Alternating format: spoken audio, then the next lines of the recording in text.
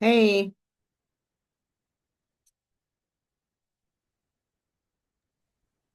Sorry about that. I was on mute. How are you, uh, my dear? I'm good. I'm good. I'm good. I'm good. Yes, I am convincing myself. Um, there's just been like a lot of transactions since we met yesterday. So, I'm just trying to make sure I have everything up. That's all. Got it. Um, yeah. So, where's everybody? I'm sure John and Algernon will be on Oh, okay. in the next moment or two. Okay, we probably thought because I actually was looking. So I'm digesting it all. There was a plethora of emails that came through, so that I just had to decipher, go through those. Wait, And what oh, emails? so and I think first of all, I think I'm on your email list twice, so that could have something to do with it. But Hmm. the one from today, example of a vivid story. I see the update that was at 1:47. I see one at 1:46, 1:39, 1:22 a.m. Now I don't know what that would be. What are these emails? Because I sent you a personal email Folder to be this shared. morning. Yeah. Okay. Are there Uh, some system generated emails that you're getting? Because if so, possibly that could I be need to know what those. when you share folders and I get an email of that. And so Oh, I see. yeah, Got it. so yeah, and so that I mean that's normal. It's just going through the visual, display of all of those different emails. That's all. I think So what happened is I know what you're talking about now. So when I shared the folder with y'all, yeah. I think that now at the administrative level, y'all are seeing when like Algernon shares all five of his documents, John shares all five of his documents to the folder. Because what I was trying to avoid doing was, well, let me not have to give them individual access to like five documents, five, because that would have been 15 times versus okay, I'll just add them to the folder and then that way, anything I add to the folder, you'll have access to it. But I did not account for y'all getting a bunch of alerts every time some was added to the folder. So I'm glad you just clarified that for me because that didn't even cross my mind. Okay. Yeah, no worries. And then I think that because um you've got my Gmail and my Pat at pateperkins.com. Yes. And that normally that happens because because I use both of those emails, so that's maybe why you have both of them. So it's so we're here now. Which which email would you actually prefer I use? Because I'm only doing both just to ensure you don't miss anything, but I can easily just do whichever one is going to be best.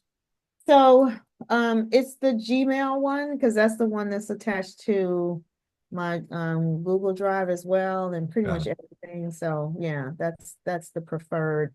Now then I have to be conscious of not signing up with my other one because sometimes I do that and that's on me, right? So yeah. Okay. I will just send to the Gmail from now because I believe I even have the calendar invite going to both of your email addresses, if I'm not I think mistaken. so. Yeah, I do. I saw both of those on there. And so yeah. So you can it's just the Gmail one. Yeah. Got it. Yeah, that would be great. All right. Well, that works. Let me Yeah. message John and see if Okay. he's joining us. Algernoy, how you doing today, brother? I'm here. I'm here, brother. Yeah. I'm No, I'm I'm, I'm here. Just literally pulled in. I had to do a speak this morning. you looking like a Time. you looking like a speaker. Yep. I am. Thank you. Yes, absolutely. I look like I'm somebody today. That's what's up. You look like a speaker. You Well, do. I would tell you this, Pat. Every day you look like a speaker. Oh, Every oh day you look like a speaker. I be feeling like, man, I need to get my life together. But no, thank you. no. I used to teach Zoom be Zoom ready when the Uh-huh. pandemic started. I taught those classes back to back to back and Hmm. didn't make a whole I should have been a millionaire teaching just how to be Zoom ready. But Hmm. Yeah, so that's just part of my identity now. Yeah. Yeah. Yeah. Set to understand. That. But you Yeah, that's certainly one thing. are Zoom ready every time.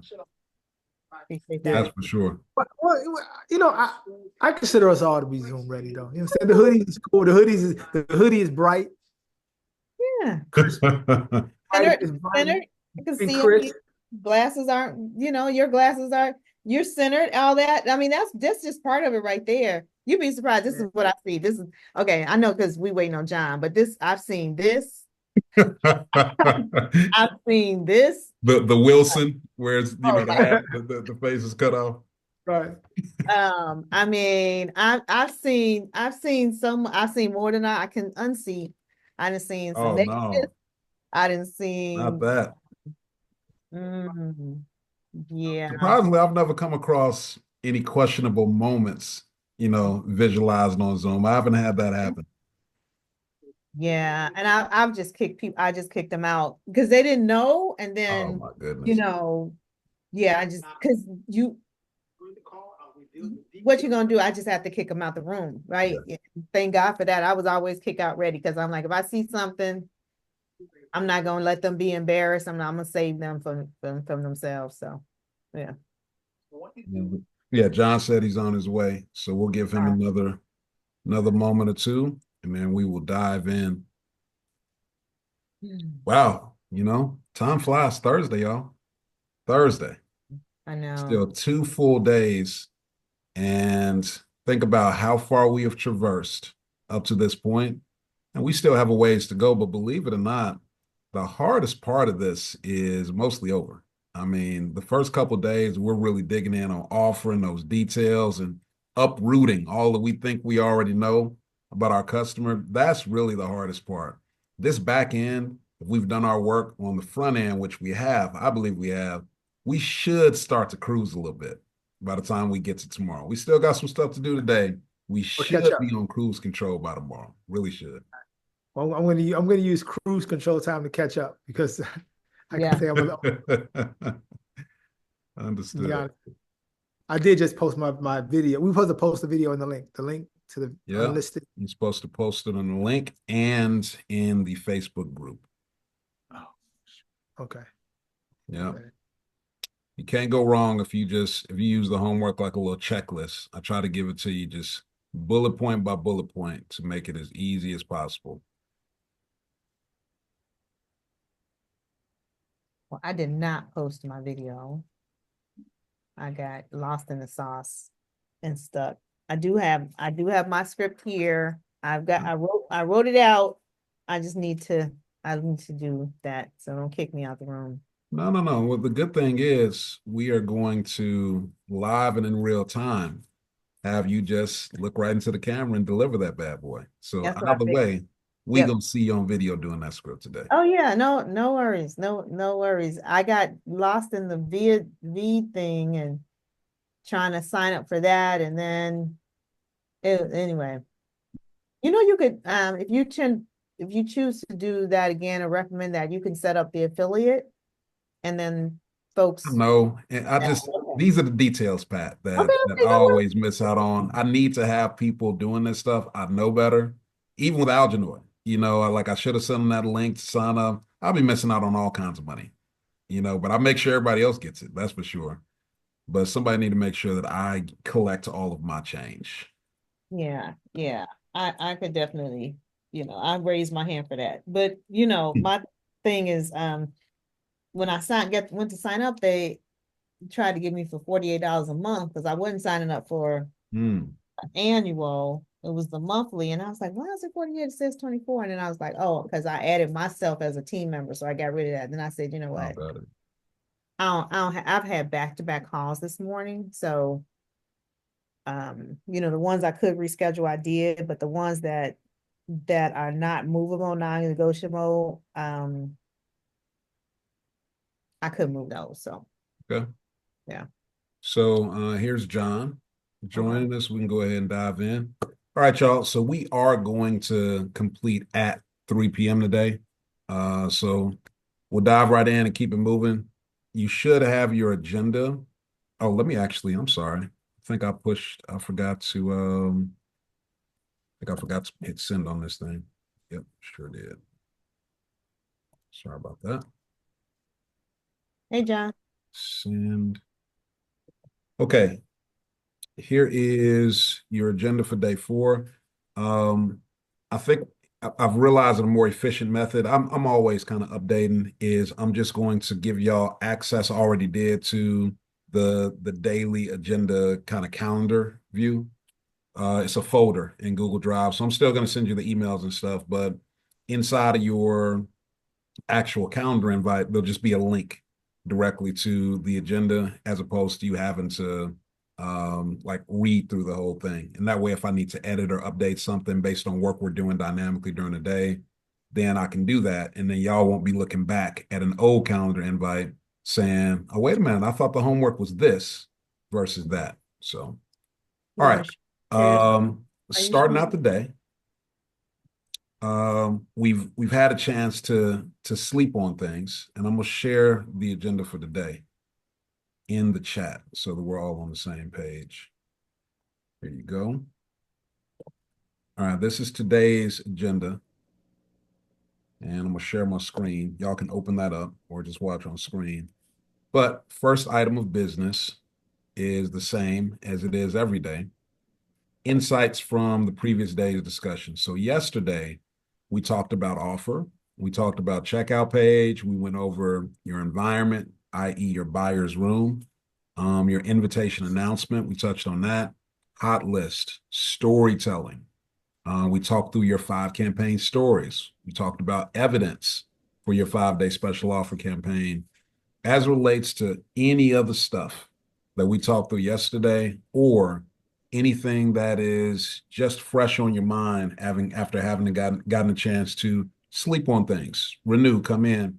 What's on your minds this morning and kind of what's fresh, insights, clarity, whatever that might be. A quick point of clarification. I kept clicking on the each day link, and I kept sending emails for requesting access. We'll Or get not, to I that in just a kept. minute. All right. We'll get to that in a minute. For now, we'll do logistics. I want to check base while your brains are sharp and fresh on insights, clarity points coming into the day. Where's your brain at, and what's there for you going into day 4? And that might be, hey, I'm getting apprehensive now. Like whatever it is. Yeah. Yeah. Okay, well, Go ahead. I'll let that go first. Go ahead, So Al. Yeah, go ahead, Pat. this is the dip for me, right? This is where it starts to feel hard, and just arduous, and um it's like, am I overwhelmed? Am I just not focused? Right. So I'm asking that question as I was getting ready this morning. I was like listening to some dopamine stuff, and I was like, okay, this is the choose your hard. Hmm. And so that's just where I'm at. I'm just, being reflective of it and saying this is the wall, or right before the wall of a marathon. And so it's to get past that for me. Yeah. Thank you for sharing. Yep. Algernon. For me, I'm feeling some. I'm wondering, is there some work I'm wondering, is there some work that I didn't do or could have done in order to clarify or make me more confident that my offer is going to be appropriate for the space. Um, so I did reach out. I'm just waiting for some callbacks and whatnot because I'm just really curious about like my experience in doing what I do. There typically is a process, and I know in theory there is like a credit card a person can maybe do that, but I haven't experienced it yet, where a person cuts the credit card that did in that way. Even if there were people that I really, really, really, really knew, and it was almost a slam dunk deal, there was still a process, even if the process was a you know process that almost didn't matter. It was going to go through anyway. There was usually a process approval of something. So I just need to reach out just to make sure that my expectations are appropriate for my offer, if that makes sense. Got it. So just so I'm hearing you clearly, excuse me, it sounds like what you're saying is you are having some concern. You're having some like, man, can this actually work? And wanting to reach out to people now to verify, like, hey, can you actually buy on just your credit card? Is that what you're doing? Or are you reaching out and trying to get other feedback on the offer itself? Which one are you doing? No, not the offer itself. Is really about the credit card, and it's about what type of expenditures and what is that and the type and what is the expenditure? Like, can that be done? Because typically, like, professional developments are paid for a certain way, grant funding, whatever it is, it's done a certain way. So I'm just wondering, can it be done that way? And is there like when I do things for the government, like there is a non-bid amount. So I know if I'm doing it, if I don't want any bid and I definitely want to check, I know I can do it under a certain amount. What is that? Within the school system and that in education in general. So Gotcha. just kind of, yeah. And who are you reaching out to? Or how many Principal. people have you reached out to figure this out? Um, I've called three principals that I know but they said, well, text me because they were busy and I don't want to text it. So then I just went to the next principal, but they were all busy at the time. Got it. Got it. So you reached out to three principals. Wait, you said four, right? Three, Reached out to, huh? three principals. Got it. Reached out to three principals. Nobody's been available. So, but that's the Right. outlay. You're just going to see if you can find out, hey, can y'all cut a check for something if you're interested? And if you can, just swipe a card without a whole bunch of approvals. What's that limit? That's really what you want to find out, right? Essentially. Yeah. Got And what items does that fall under? Yeah. Got it. I think those are good questions to ask. So as opposed to assuming, because when I asked you earlier in the week, I'm just going to take your expertise that when you say, well, it's 5 grand that you know. But if you're not sure, that is something that you want to be sure about because the offer is in the structure of the offer is hinging on that assumption that there is a threshold that they can just say, ooh, this looks good. Swipe. I'm gonna explain this later to everybody else. Yeah, so we do want to know what that threshold is. I think that's accurate thinking. What else? What else is present for you? Um,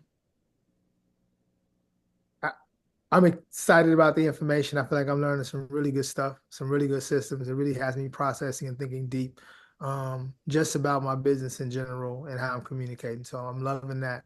Um, just juggling time, to be honest with you. Sure. Juggling time the upcoming week. I know next week there's a lot of trainings that I have to do. So I'm really trying to figure out the difference between they say make, excuses versus reasons and just really teasing that out in terms of like my time and what I'm going to be able to maneuver. So I'm figuring that piece out. Good points, man. If we've done our job right on this one, uh, the week, like our build week, launch week should really just be copying, pasting, push and go. We should be doing a whole lot of stuff outside of copy and paste and push and go for the launch. Build is where we do the hard work, unless we're behind. So definitely, let's make sure that we stay tight today and tomorrow. John, Absolutely. coming into today, biggest insights that are now present for you. Had a good night's sleep or not. What's present and what are you thinking about? Think you're on mute.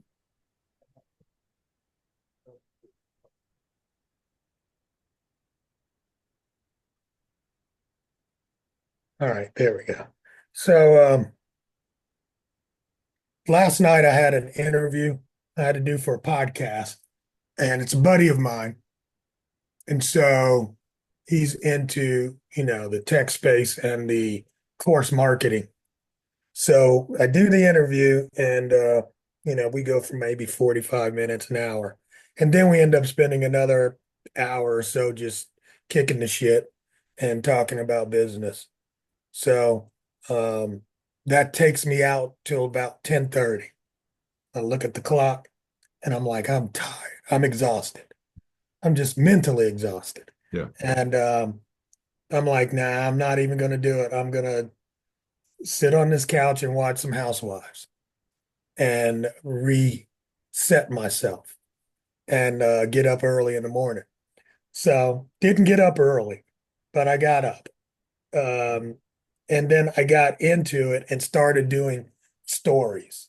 And I got real deep into the story, so deep that I missed that it was 1 o'clock.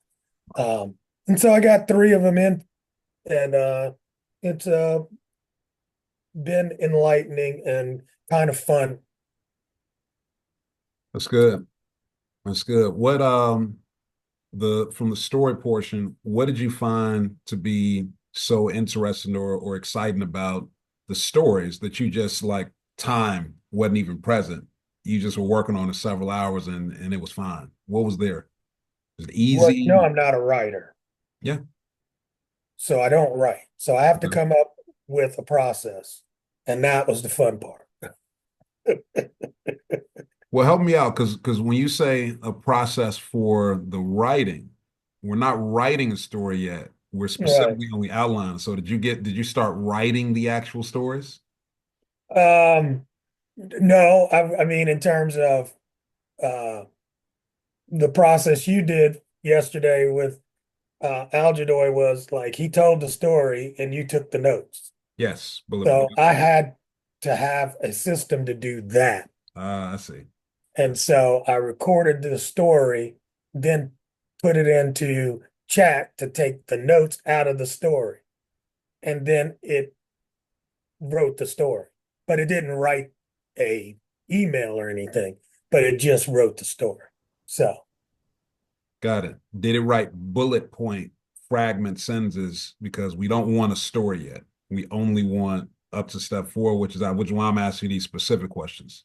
We're not looking for a story yeah, yet. well, I mean, it needed the story to write the bullet points, Yes. So we have So bullet yeah, points, is what I'm saying. yeah, we have the bullet points.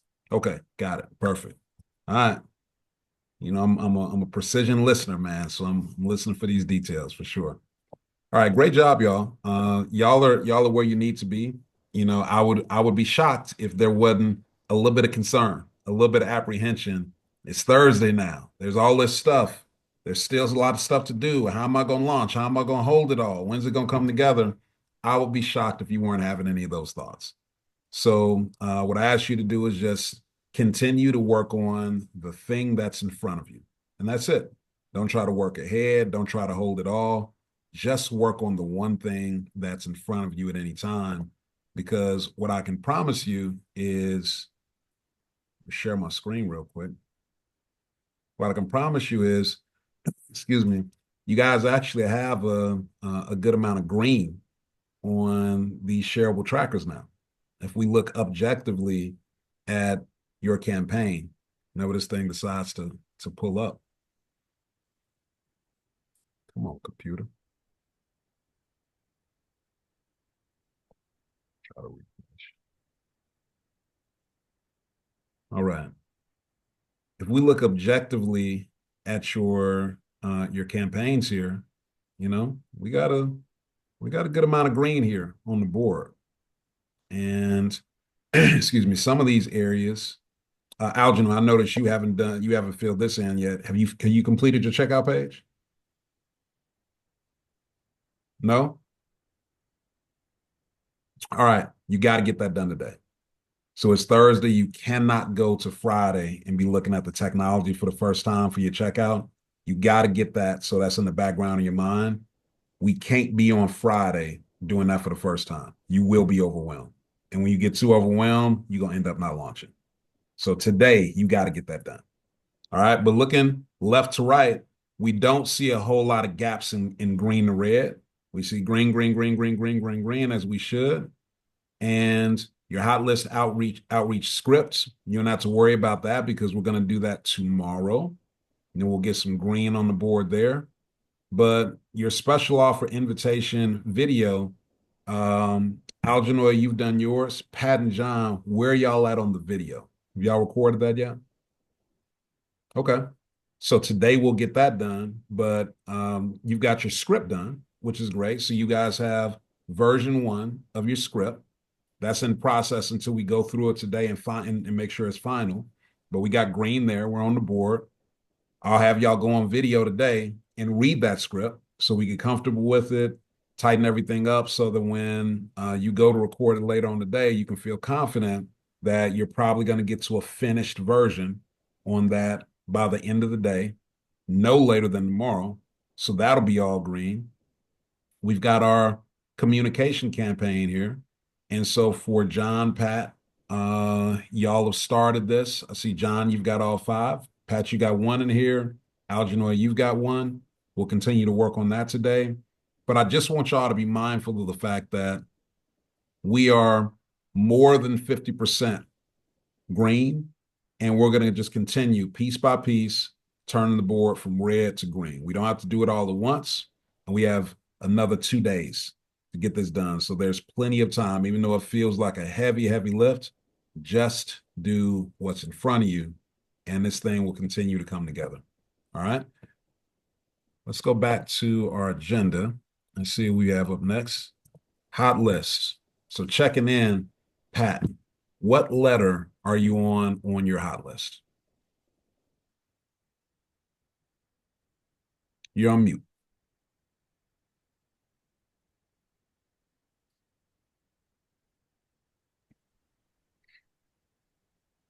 I'm still on A. Still on A. Let's ask that fun question. Are you on your own A? Like, I'm down the list on A, No, and I haven't made it to B. I'm down the list on A. Okay. I took A because I was like, you gotta start somewhere. So I took A, B, and C. That is really what I did. I was like, let me just start with A, B, and C. I took A, B, and C. I pulled that down, kind of like what John said with the Google contacts, so I could see it. And then I realized what I don't have, and I was like, I don't have either the email or the phone number. And then some of these were like, some of them were contractors and some other stuff. It wasn't like my own personal contacts. They were service providers and some other stuff. So I just have a hodgepodge of folks in my contacts. Yeah. That's where I'm at. So so I just was like, I'm gonna come back to this. About how many contacts did you make it through?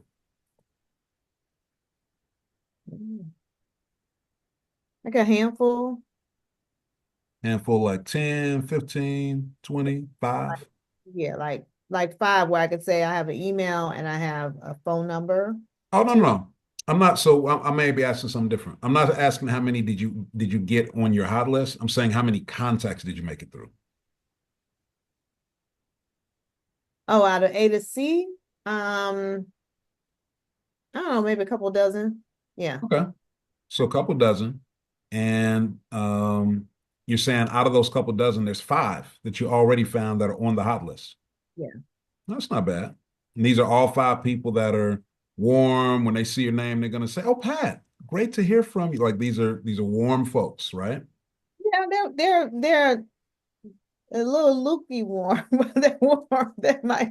They'll know who I am. They'll see an email, know who I am. If I just call them, they would know who I am. Yeah. Got it. So I wanna reiterate, right?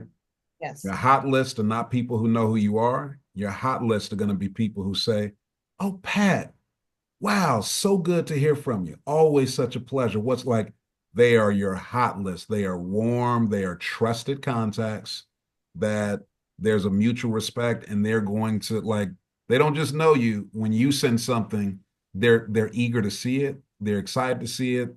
There's a warmth there. It's not just people who know you in general. It's not just people who are on your email list.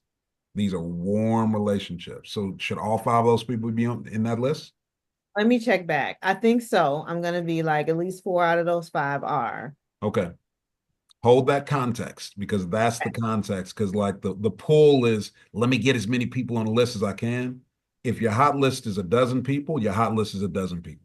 We're not trying to get a bunch of people. We're trying to get high quality, because these are all folks you're going to reach out to with very personalized communication, but it doesn't matter if you're not actually warm with them. Okay, so it's not a numbers game. It's really about relationships. Great job so far. Good job getting out the gate, and continue to plug away.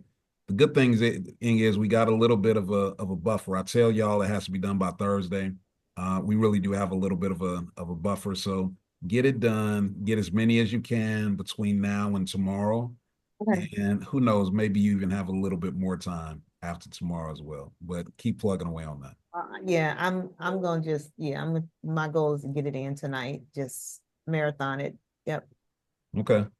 That's if you make it through 12,000 contacts in one night, I will be I will be so shocked. That's gonna be amazing.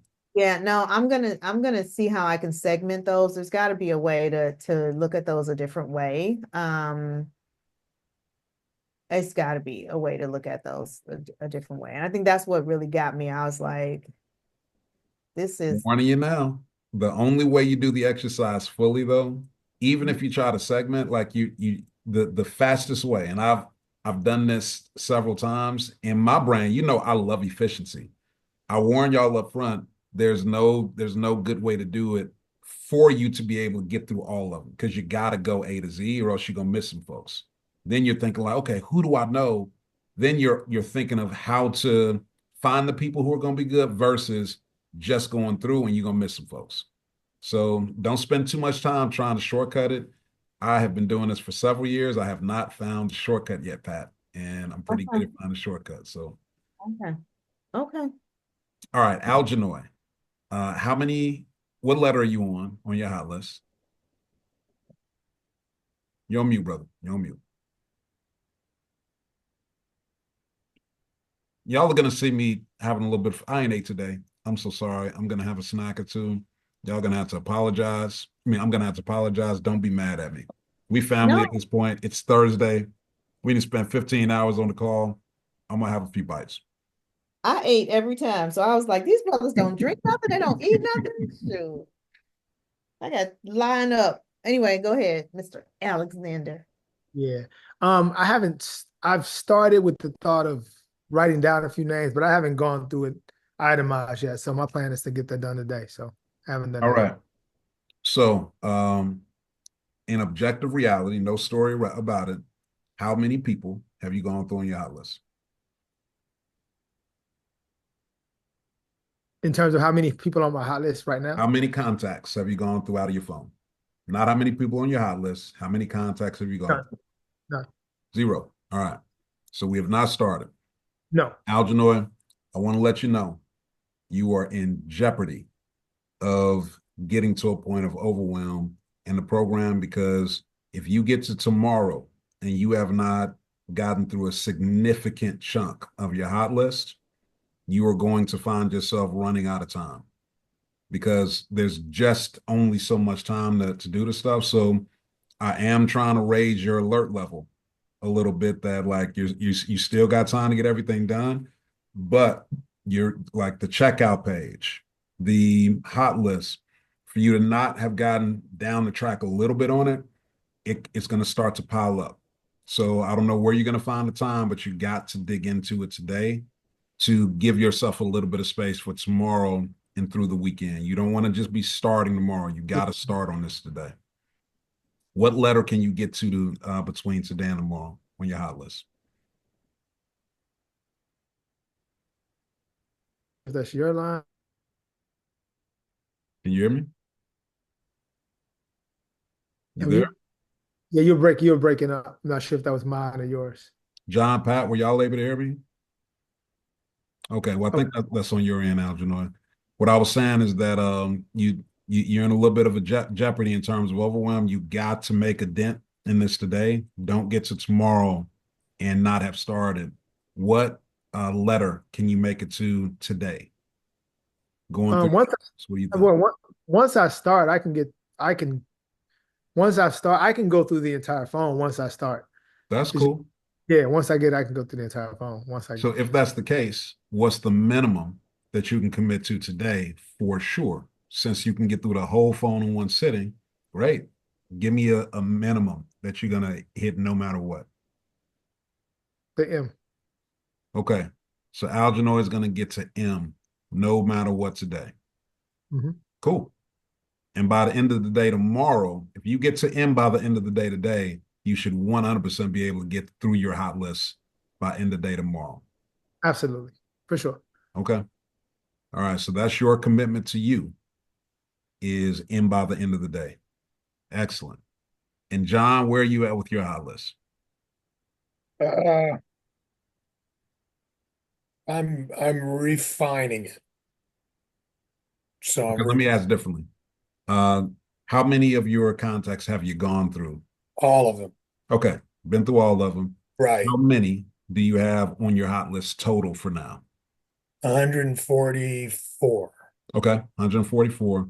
How many in each of the categories? Okay. Well, that's what I'm saying. I really want to go back and just what you said about like if they hear from me, they're gonna be like, oh, great to hear from me. Some of these might not be those that tight Yeah, with me. that's But fine. What I'm uh, listening for really is sometimes people over-index on centers of influence. Sometimes people over-index on perfect fit. So even if you're going to go through and slice some away, I still want to know for now in each one of these categories, how many do you have for now? so, all right, 64 on center of influence Okay. and perfect fit is 30 and possibly a fit is 48. Is that all of them? Yeah. Okay. So with you having such a huge amount of the center of influence, I definitely need to ask you what is your consideration set? Because usually, if somebody is really looking at center of influence the way they need to, that's going to be the lowest number because it's just much more rare that we're going to have a person who's in a leadership position in an organization or a business or the community or whatever who's cultivated a body of followers or subscribers or customers that dozens, hundreds of thousands that are your exact perfect person. So regularly, sometimes people will confuse center of influence for general in person of influence out in the world, which is not who we're looking for. So, how are you thinking about the center of influence for your person? Yeah. I mean, probably some of these are going to be removed. Um, but initially, eh, I mean, but I'm just looking at the names. Most of these, because I deal with, CEOs and people that have groups. Right. So most of these are actual influencers with a lot of followers. So that's basically what I would, consider an influencer. Got it. So, I want to be clear again. We are not looking for influencers. It's not what we're looking for. We're looking for people who are centers of influence with your exact target person. So, not Yeah. like general entrepreneurs. We're looking for people who've got a cultivated group of your exact person. So, let me check in real quick. I know that you've had some time to think back on like who's your exact target avatar, who is your person who you're serving with this particular offer. Yeah. Small business owners, primarily, 40 and up, 40 what? 40 years old. What does age have to do with their like them being a Oh, that's just my hotspot. And usually it has to do with their just not being as tech savvy or thinking they're not very tech savvy. got it. Okay. I want to talk to this a little bit more with you. Is that okay? Yeah, sure. All right.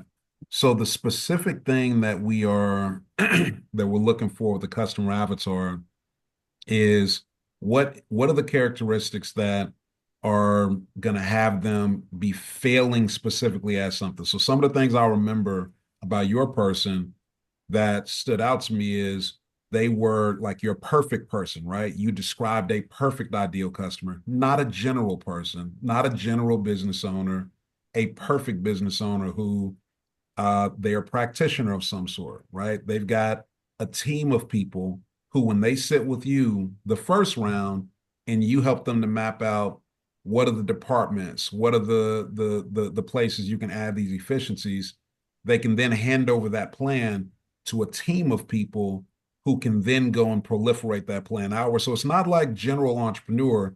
One consideration is this is more of a seasoned business owner who's got a team of people.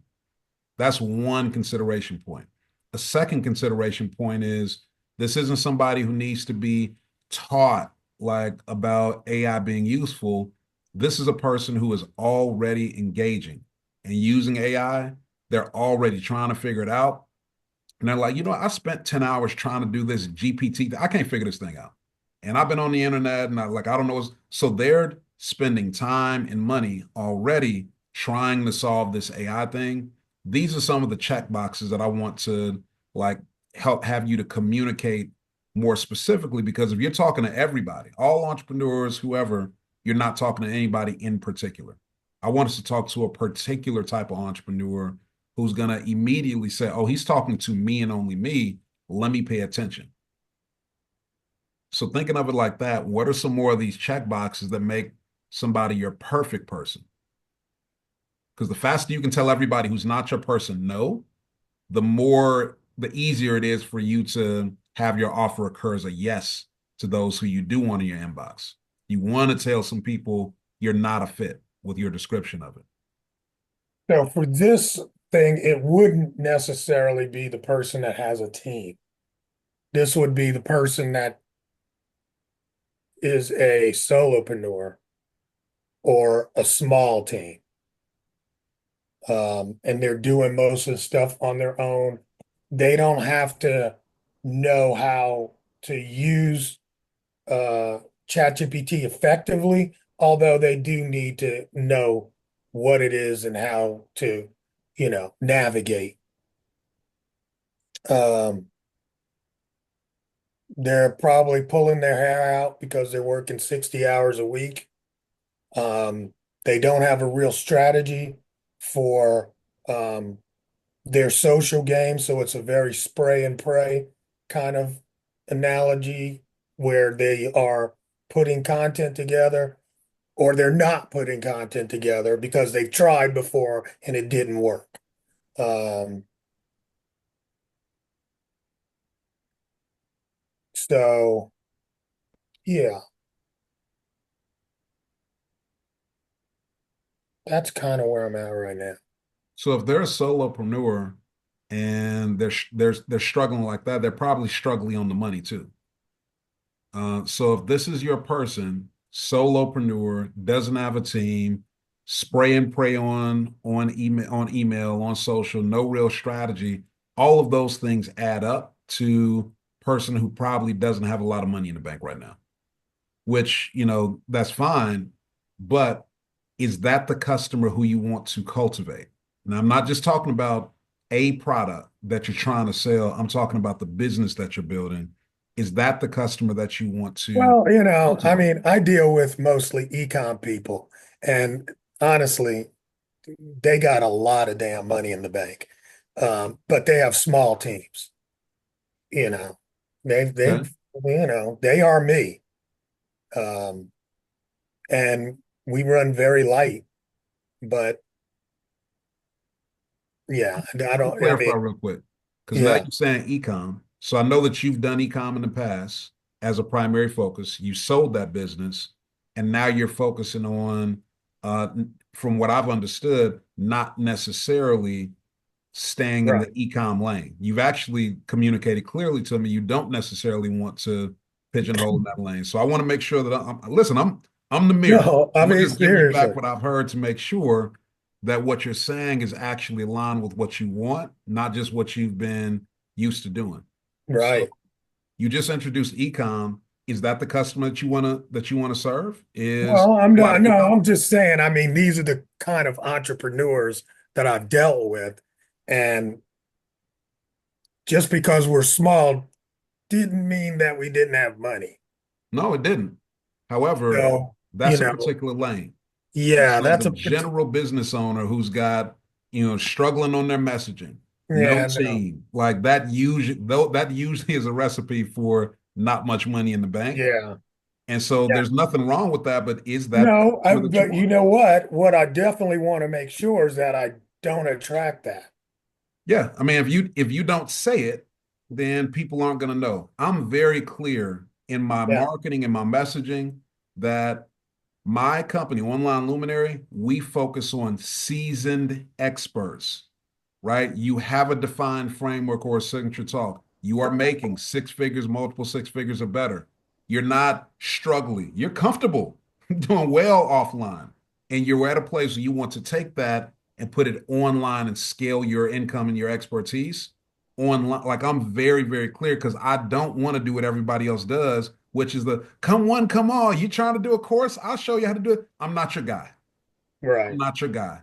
And I'm going to let the marketplace know that so that my person can see I'm clearly saying, I don't work with those. I work with only these. Cool. That's my person right there. So do you want to be the person that folks can hear? Like, if you are a seasoned business owner, you got money, you got a team, you're clear that you want to be utilizing AI to do more systemization. You got systems, right? You're scaling something, but you are missing the opportunity to put AI in your business in an effective way. It's a whole different kind of customer. it is. It is. And it's like I deal with, it's like I got a lady right now and she is ideal and she's got a large team and definitely has money. But I mean, at the same time, her business is struggling because she has a big team, you know, and they're not efficient. And it's a whole lot of monkeys doing, low level work. And she's wanting to bring me in to elevate the monkeys, you know what I'm saying? Or the monkey work. So, at any rate, um, yeah, I think I'd struggle with, I'll get put on for small business stay. I just did something for the SBA, yeah, right? We have 1,500 people in the room, but they're small business owners. Some of them are exactly what I need. Others of them, because this is the SBA and it's a free webinar, are, tire kickers. And I don't necessarily want to um, not give them value when they hear me, but I also don't want them following up with me in emails because the emails I got from that were like, oh shit, hell no. I'm not trying to be bothered with y'all, you know. So I don't know exactly how to sift those waters with my message prior to or Talk about after it. hearing some of the content. I'm gonna pull something up. I think I showed it to y'all before. I'm gonna pull it up again though, because it's relevant now. This goes to the qualification piece. And this step to qualify who your ideal target market is, target customer, is missing in most people's businesses. It just it's just one of those things. We don't have a lot of conversation out in the marketplace about qualification. But this right here, like it doesn't matter what you're signing up for. So this is the kind of access list page for Online Luminary. This is the first step where somebody's joining. Oh, I already got your screenshots. Yeah. But I Because I want to, got it. I was like, this I need to do to qualify people. yeah. In order to, Absolutely. all of this is tracked back directly to my framework. That's the most important piece, John. So if we haven't, it's the same conversation I was having with Pat earlier.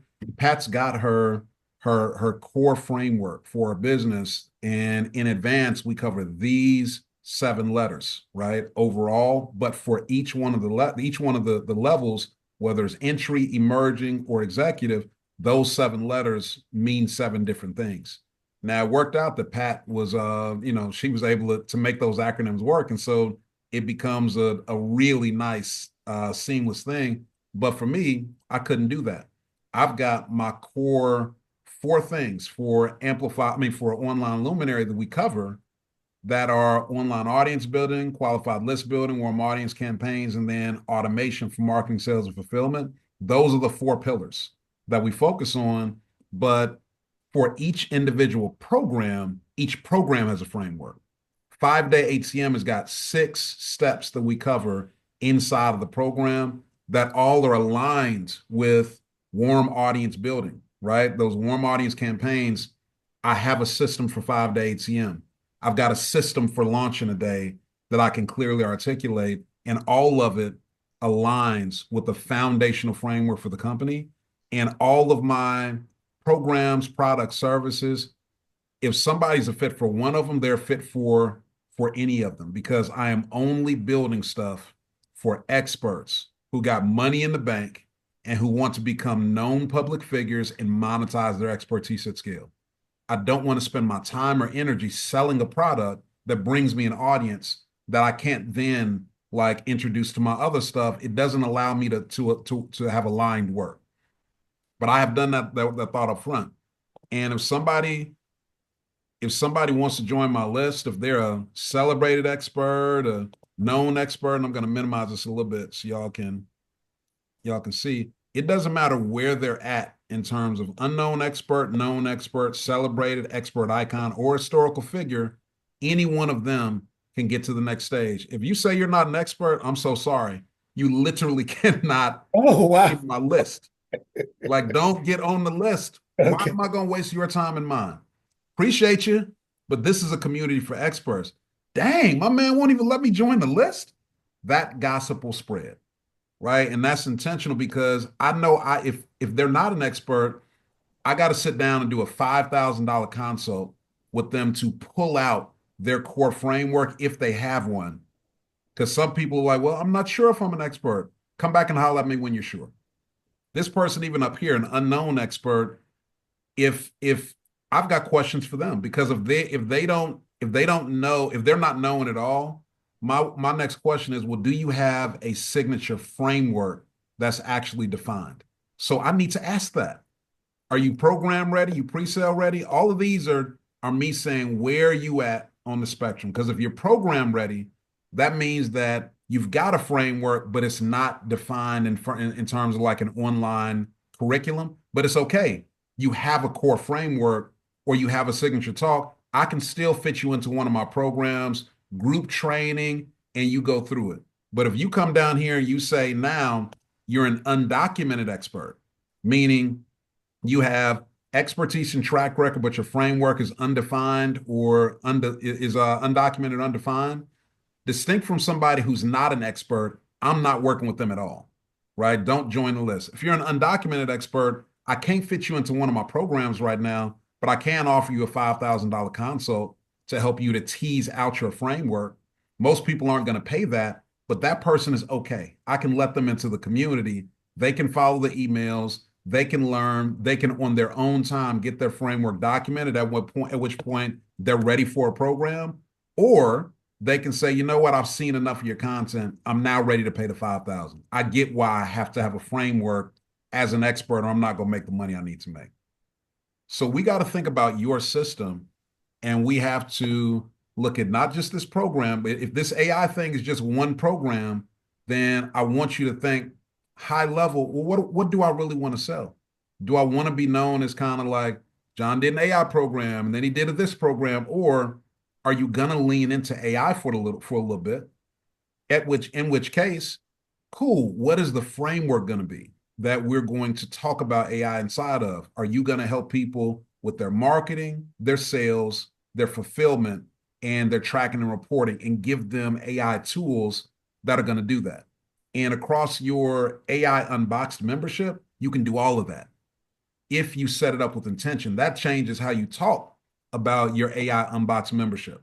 That now makes it like over the next year, I'm going to give you uh, X number of calls. And quarter one, we're going to focus on this, like your marketing, all your social media, your authority stuff, like all of that. Q2, we're going to focus on your sales, your messaging, your email camp. Like I'm just, spitballing Yeah, here, yeah, yeah. but it all lives inside of what is the core intent of what we're building, not just a program we're selling. What do you want to be known for? Is that a question? It really is. It really is. What do you want to be known for? I don't know. I don't know. That question is way too adult for me right now. Got it. What do you want this program to be known for? Even if you haven't decided on an Definitely, identity for yourself, I'm like, definitely getting there. yeah, So it's definitely a marketing based program. got it.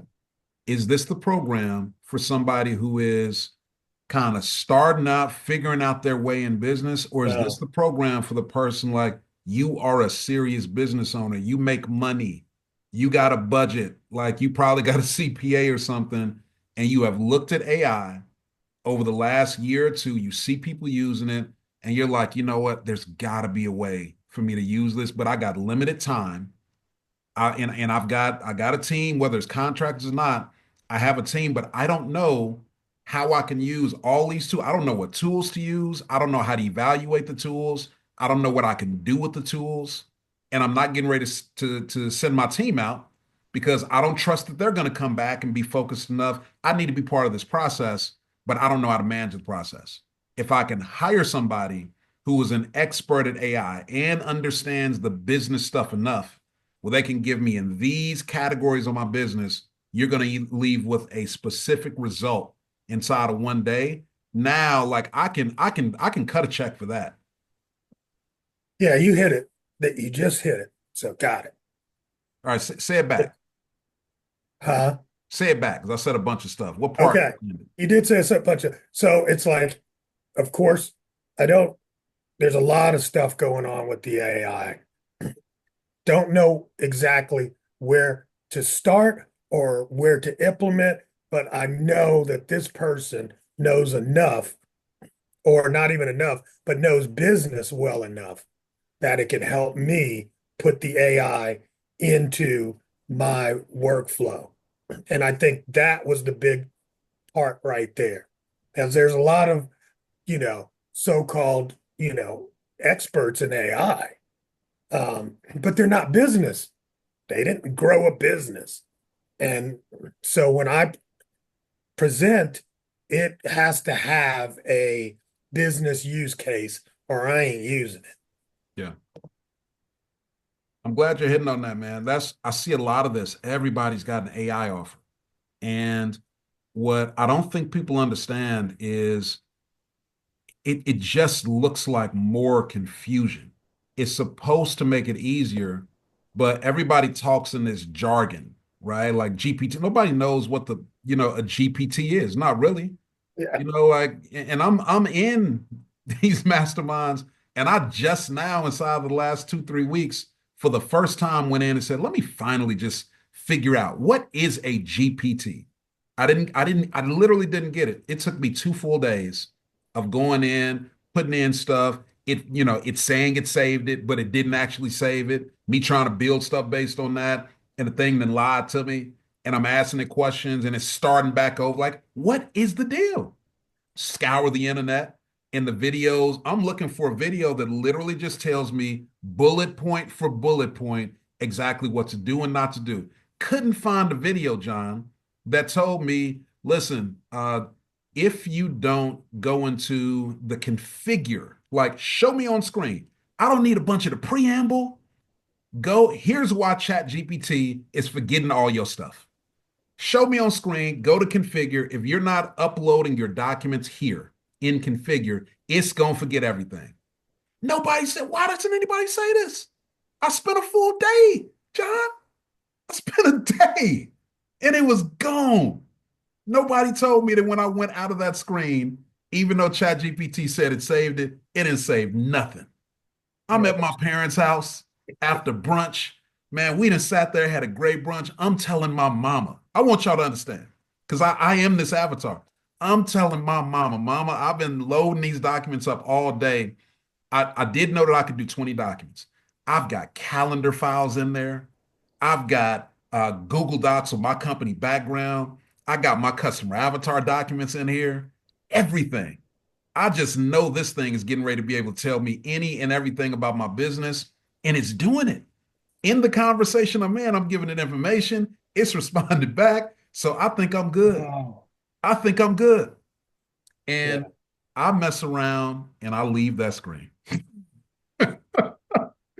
And it was all gone. I asked it a question and it was clear it was going to the internet for the answer. I'm like, why isn't it checking the document that I uploaded?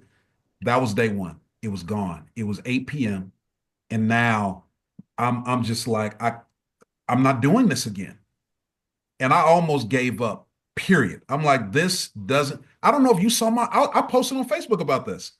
Oh no, I'm agreeing. I was like, listen, ChatGPT is a little bit overrated. I see what everybody's talking about, but it forgets everything. And I asked some folks who were supposed to know, and they agreed with me. So I'm thinking I came to the right conclusion. And I called a couple more friends who are really good with this stuff and mastermind friends, and they told me the few things that I was missing. You got to go to the configure every time that you add a document. Once you add it, when it gives you more information, tell it to give you a copy paste that you can put in the Google Doc, download it as a PDF, then upload it back to the knowledge base as I didn't know this stuff. These are simple fixes, but I had never really used it. I'm a reasonably sophisticated business owner, but around the specific pieces of ChatGPT, Mm. until I had somebody break it down, I just missed it. I was wasting hours. Now, I'm somebody who went in and I said, all right, I'm gonna give it day two. I happen to have somebody I could call who was able to say, oh, bro, you like these two things are gonna make all the difference. If I didn't have that, I would have given up. And I would have said, any new chat conversation about Chat GPT, I'd have said, I mean, it's cool for one-off things, but like Right. having to be a knowledge base in your business, it's not there yet. I would have been confident saying that. This is the person who you need, because if somebody could show me in a split second that, and like, this is what you've been doing wrong, and let me now show you how to install a GPT that's going to do this particular function in that particular function. Oh, 497. Take my money immediately. Yeah.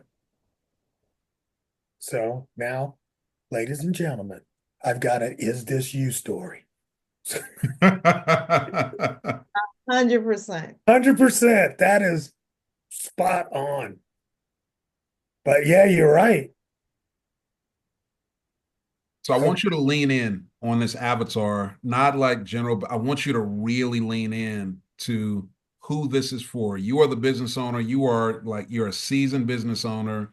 You have, you may even have a department or two in your company. You're a small business, but you are positioned to scale. And you're at a point where you have to either hire more staff or get way more efficient. And what you don't know is that AI used the right way can literally be like hiring 10 new staff, specifically around marketing and sales. I can show you how to do that in one day. And not just show you, I'm going to walk you hand in hand. And by the end of the day, it will be implemented in your business. These 5 things across your marketing and sales and authority building for speaking, if you do that, like this has to be boom, boom, boom. So if I'm a tiny little business person, am I going to hear you and say, I should jump on his list? I'm going to probably say, well, it seems like he deals with folks who are a little bit more sophisticated. Good. Like, you can't serve everybody. I have lots of products where for the general community of entrepreneurs, they can come learn. That's fine. I want to help everybody. I do not want everybody to pay me or be my customer. People who pay me little amounts of money ask for a whole lot of stuff and don't appreciate it. People who pay me big amounts of money, they barely want to meet. They got stuff going on. Thomas, it's fine. Go take care of yourself. We'll meet next month. I'm traveling for the next few. Like, that's the kind of client I like. where I gotta hunt them down almost, and they're like, okay, well let's go ahead and get to it. Um, whatever your schedule is fine for me, Thomas. I trust you. That's who I like. I don't know about y'all. I like to get paid a lot of money and have people be very happy with what I provide versus a little bit of money I give the world and they like, I don't know. No. You change your voice though. That's what I'm trying to That's say. what they sound like. That's why, Pat. That's exactly. Okay. All right. So John, do some Got work. it. Think on that avatar. We're gonna circle back around to that again. Right. But I want back to what you're saying, the center of influence yeah. now needs to be somebody that can introduce me to those kind of people. Yes. Yeah. If they Got if it. they have an entrepreneur community, they have a community of very seasoned entrepreneurs Yeah. that are actually like doing stuff. They're thinking forward in their business. They're investing in their business. They're trying to scale. This is when you say you have 60 centers of influence, I know that it can't be as narrow as it needs to be. Usually it's going And to be some of them now are becoming perfect fits. yes, there we go. There we go. Yep. Excellent. All right, good work, man. Uh let's see. Let me share my screen back and see where we are on the agenda. So while you're doing that, Thomas, I went back and I said, okay, instead of the 12,000 people that are in my contacts, I'm going to do what you asked us to do, which is go to our phone, go to my physical phone that's in my hand, and I'm just going to do the work that way. Because in my phone, I don't have 12,000 people. In Okay. my contacts, I do. But in my physical phone, I don't. And most of the people in my phone are not all of those service providers and all that other stuff that I Yeah. said. That actually gave me some relief there. So Okay, good. And for context, I do specifically say phone I because if know. somebody makes it into your phone, they usually are a different level of contact than the people who are just kind of on your general email. So I'm glad you caught that. I'm gonna make sure to lean into that a little bit more because I do say it for that reason. Cell phone. All right, y'all. Let's dive into. Well, I guess we already did kind of transition. John, I was talking to you about your offer down this part though, the specific customer. So we're going to continue to narrow and refine. We want to be landed on the final offer, all aspects of it by end of day tomorrow for sure. We want to be done with that. But I'm glad we did this work today because if we're not thinking in terms of these specifics, we're going to miss the mark.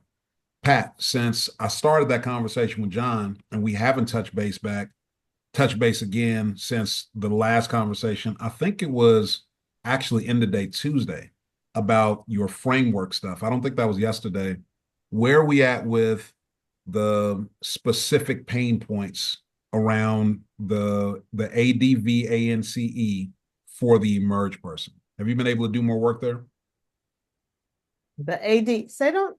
The advance Oh, for so to be clear, advance for the emerge person. Let me open up your document.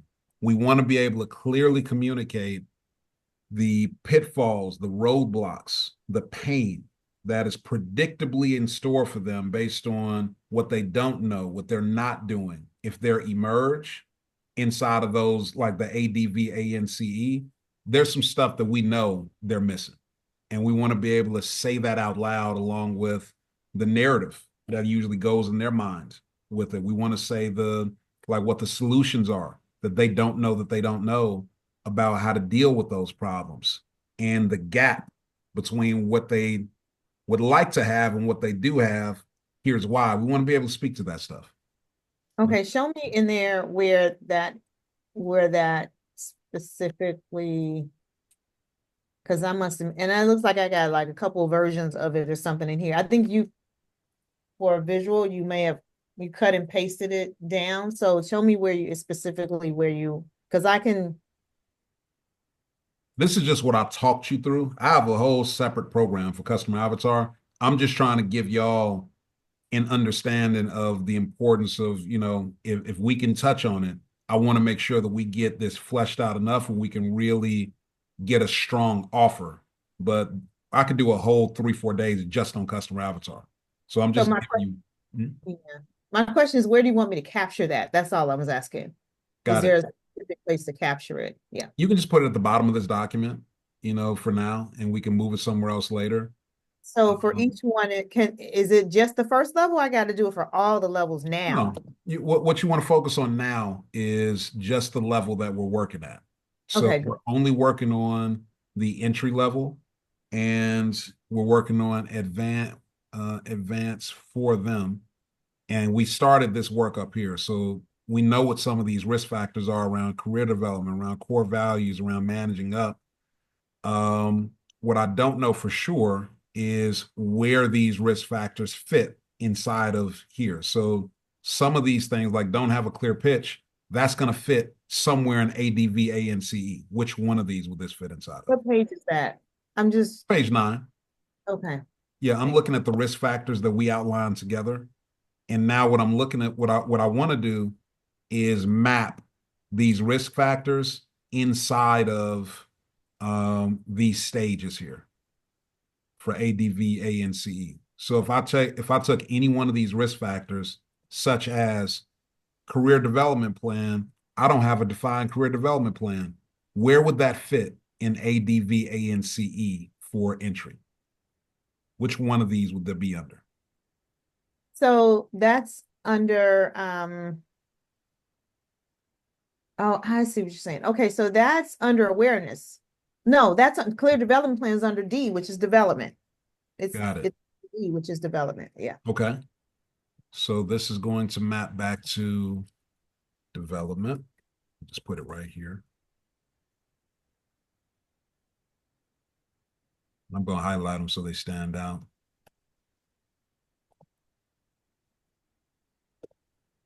And I'm assuming that anything under career development, this one, no defined plan, no defined path, is all going to be under development because this bucket is career development plan. Yes, Core correct. values. My core values are not defined clearly. Which V, bucket is this going to fit in? V, Okay, V so for that's still value. under D. V is in Victor. V Oh, is in V. value. V is in values. Got it. Perfect. So that's going to fit under values. Great. And what about managing up? Where is this going to fit? A for advocacy. Okay.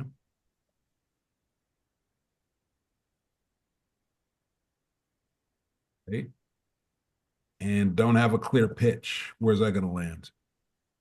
That's going to be under Networking. yeah, network.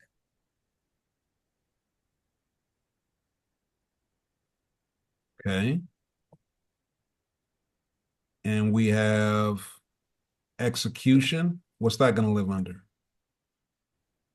E for Yeah, execution. for execution. Yeah. So don't have, it looks like I'm missing one. So that's okay. I see what That's it why is. I'm doing it this way.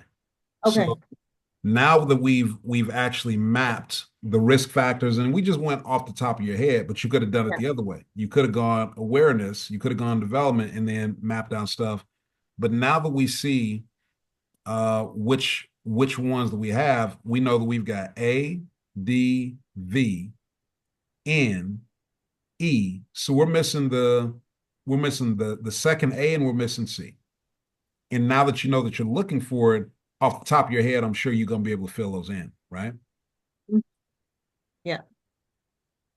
Yeah. Okay. So That's the work. And once you have these all labeled, you'll be able to go and find stories inside of these specific buckets that communicate that thing that was lacking or that thing that was present. And when it was present, how somebody's career went up into the right away after they were working with you, or maybe for you, or if it was lacking, how that ended up stunting their career. And boy, I wish they would have known what they know now, or what I wish I would have known what I know now back then. All of this allows us to tell a clear story. But if we don't know our customer in a particular way, we don't know their pain, We can't do this work, and we can't then tell stories that map directly onto this work. John, is this resonating? You understand what I'm saying? Yep. Algenoy, what about you? Unmute for me.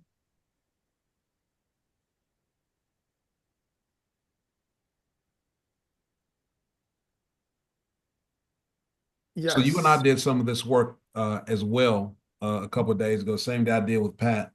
Did you go back and begin to map in more detail the risk factors aligned with each area? I mean, aligned with I think yours that we said to focus in on was implementation in your whys, because Yeah, that's where all of the stories are going to live for the most part. yeah, we talked about detailing the pain portions and for the teacher, for each person who will be participating in Yes. training. Yep, I did. All right, let's take a look at it. All right, where's that documented at? It is documented in the original document Okay. under What page is it on? Just so I can go right this to it. would have been the special offer. Now, what is that document labeled? I can find the document. Yeah, It's right there in the special offer section. It's going to be in column H. I was wondering if you already knew what page it's on and all that, so I can save myself a little time. no, it's literally at the bottom of it. Okay. Special offer. Have so many tabs open.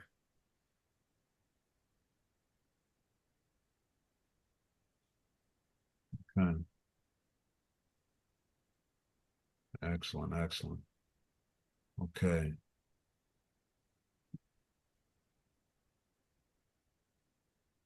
Administrators, teachers, assistant teachers, counselors, social workers, school nurse, overall school. Okay, great. So we got a nice, robust list of people. Now let's read these individual things. Discipline feels like a revolving door. Students cycle in and out of detention, suspensions, and office referrals, but behavior doesn't improve. Staff complains about lack of support. Teachers feel administration doesn't listen or back them up, creating distrust and resentment. Parents lose trust in the school. Families believe the school only punishes students rather than addressing the root cause of behavior. Inconsistent implementation leads to chaos. Some teachers attempt RP, others don't, leading to confusion. Negative school climate and low morale. Staff feel unsupported and burnt out. Students feel unheard and disengaged. So this is the Chat GPT version. I'm wondering about your specific language, because I can tell, like, yes, it's useful, it's very detailed, but I feel like I'm missing the authentic language. And that's what I'm looking for, is like, how would you say it? How would they say it? Not just a bunch of details for, what does restorative practices help? Well, Chat GPT gave me a bunch of stuff. I want the actual narrative. And When it you doesn't say mean that some of this isn't it, but like, I want you to give me your words. in the way that I would, in the way that that The stuff that so this is Chat GPT, right? right. I can tell. And that doesn't make it a bad thing. It's just I've gotten used to talking to you, and I know this doesn't sound like Algernon, right? Like there's a way that you kind of lay out language, like this right here, language stage students. Like there's just a way that you say stuff where I can hear Algernon in it. I don't really hear Algernon in this. I hear a very intelligent breakdown of a lot of different things. I'm looking for you to tell me, based on your experience, what are the core prevailing narratives of where this thing has made a difference? If you're an administrator, like, what have the administrators said out of their mouth for where this has made a difference in their words? If you're a teacher, like, constant power struggles with students, that's not like, there's a different way that you would have said that. You get what I'm saying? I okay. Because I feel like it literally does articulate the way that I would literally the points. But you mean in terms of like the type of language that I mean the exact prevailing narrative. When I'm talking about prevailing narratives, I literally mean what do they say out of their mouth? I want to know the length because that's what's going to give us like the pain points that we can lean into and tell stories around. For this in particular, I want the actual narratives. okay. What would be the way that you describe the situation with the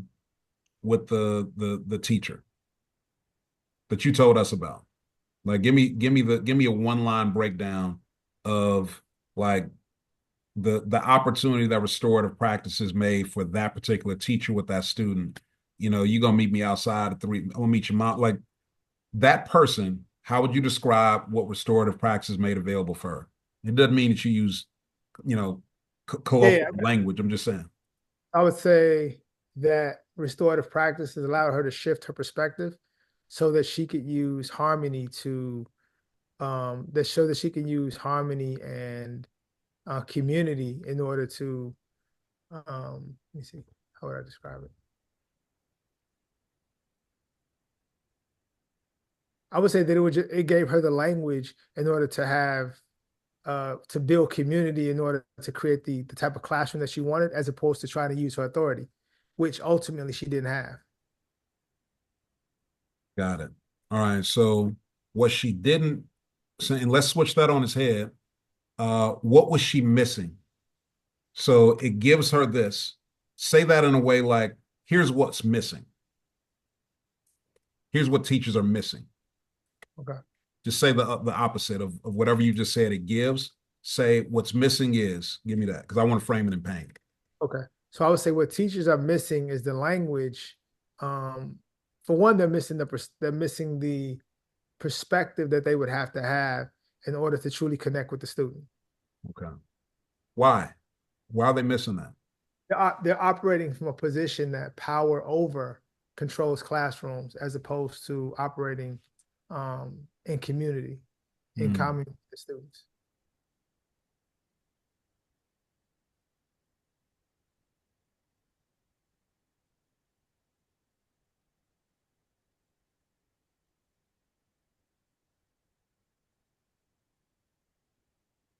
What's your relationship between power and authority? Because I imagine those things can feel like the same thing, but Mhm. they're not the same thing. Somebody has to like grant, like give you authority, even though you may feel like you have it over them. If they don't respect you, they're not going to grant you the authority to, to have them do certain stuff because they don't respect it. So my question is, what's your relationship between power and authority in this setting? In this, well, what's my relationship with child authority? I'll just say this. One thing I talk about in the trainings is one thing that doesn't exist today that used to exist is the idea of deference. So in the past, deference is when you respect someone because of their position, because of their title, because of what someone says that they are. Like you're a principal, you're a teacher, you're an elder. And because of that, that comes with a level of respect. That doesn't exist anymore. So it presents, but I believe that that presents an opportunity.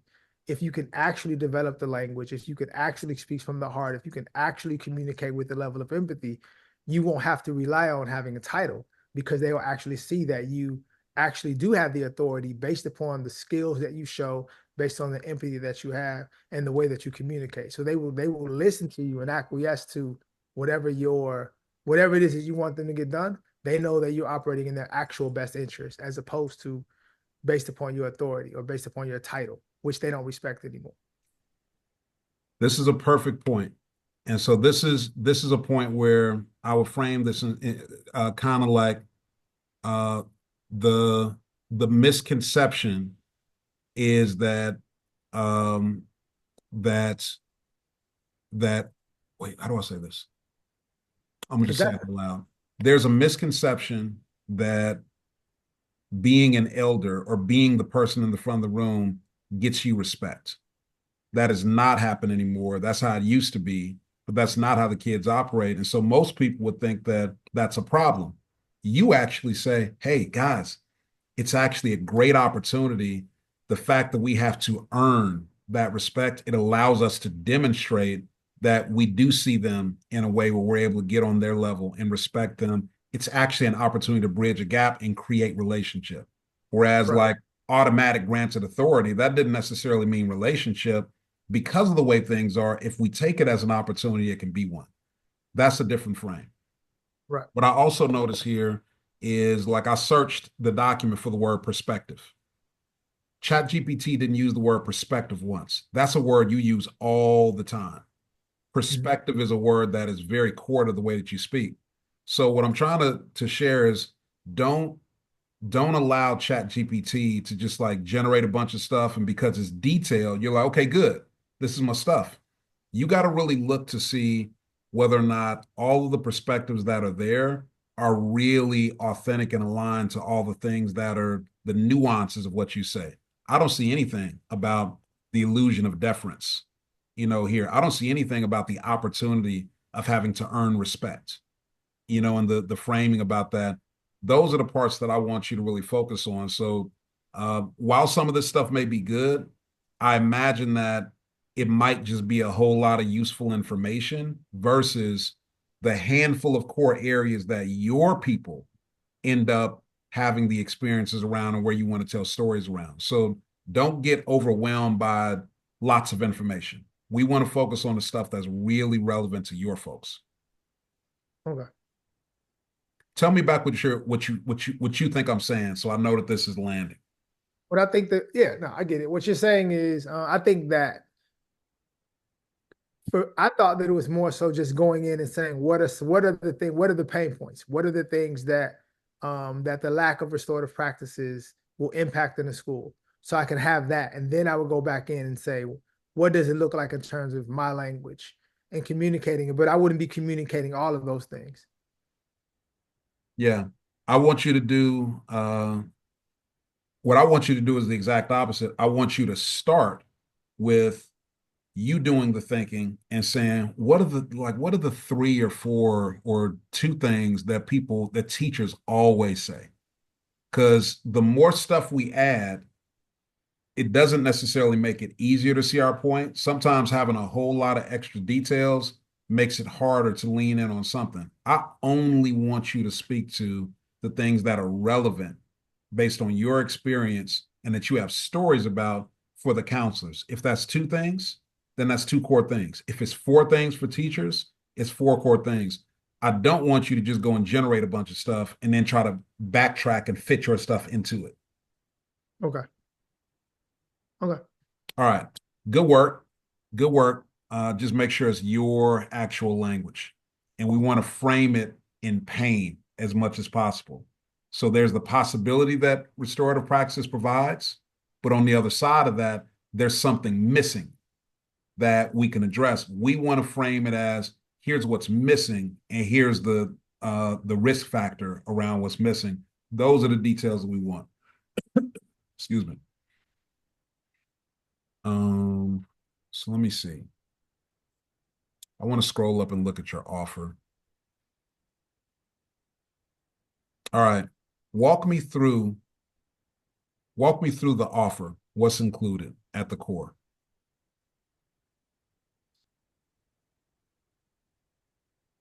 Trying to find the document here.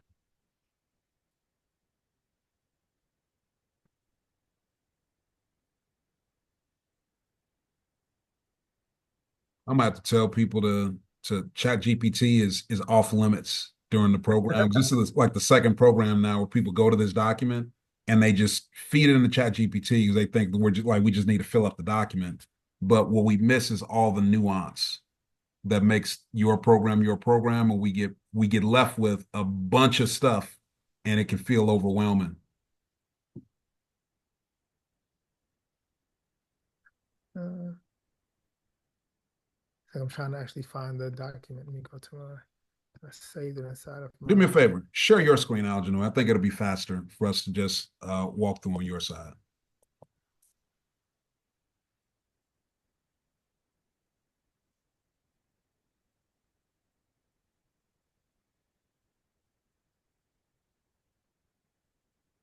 Share screen.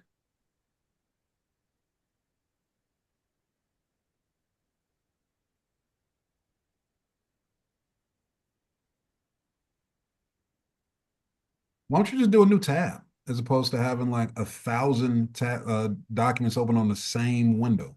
I mean, just do a new window. Like what? What do you mean a new Control window? N. Control and No, N, like the letter N. You use a Mac or you use a window? Mac? yeah, Mac. Yeah, it's going to be Command N then.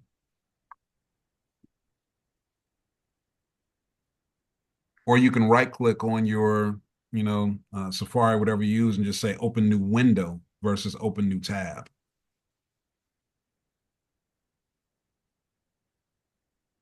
Yeah, I have no idea how to do that. All right, go to File, up at Chrome, new window.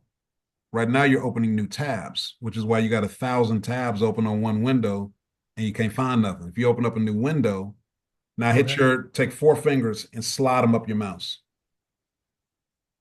Now you can go back and forth between your different Tabs. windows. Got it. So The Windows is supposed to tabs. Okay. just See save that brother's life, Pat. going on right now, man. I'm working on a lot of stuff at the exact same time, man. But You're like, I got 7,000 windows. I know it's in here somewhere. I know it is. A misnomer though. We could only work on one thing at one time. But I hear you. I feel that way sometimes too. I feel like I'm toggling back, I'm oscillating back and forth between oscillating back. Okay, got you. Got or you. toggling back and forth between multiple things. Let me All see. right.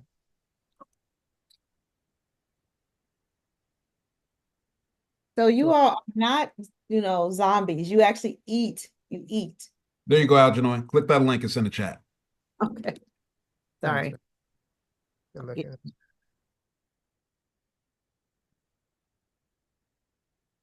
Cool. Do you have this stuff in a Google Drive folder specific to 5-day ATM, or you just got it on your Google Drive? I have it in a folder specific, but I'm not. So many things are titled 5-day ATM offer outline. Let me just make sure I got that in there. Yeah, this looks like, there we go. Yeah, I want to make sure you're keeping the stuff in the folder because this it's going to get harder and harder when we got a lot of documents. You want them to be labeled. Okay, so walk me through your offer.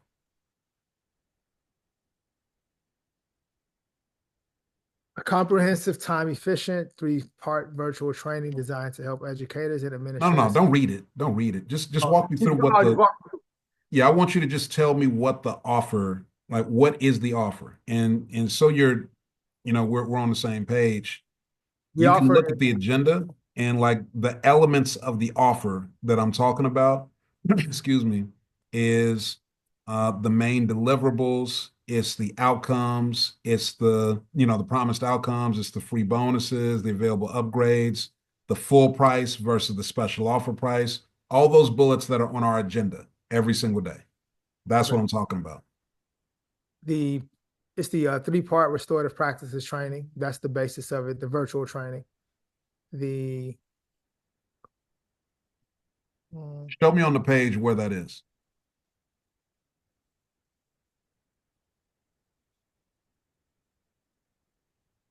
right here. The special offer, the full price is 12,000. The limited time offer is 4,999. What does it include? 3-part virtual training, implementation guide for the school, access to the private educator community, live question and answer sessions. And that's it. Okay. Access to private educator for community RP support. What does access to private educator mean? That is where I would have like a Facebook group centered around restorative practices so people could ask questions. Okay. Is that something that your folks are going to value and feel comfortable with as a group where they ask questions? Um, I've seen it done before. I'm not sure. This is all new, so I'm not sure. Well, based on what you know, so you're the expert in the Yeah, space. I said based on what I know, having a place where people can have access to me, I don't want to give everyone individual access. So if they Mhm. drop So if they're in a Facebook group or something, they can drop a question that everyone can see.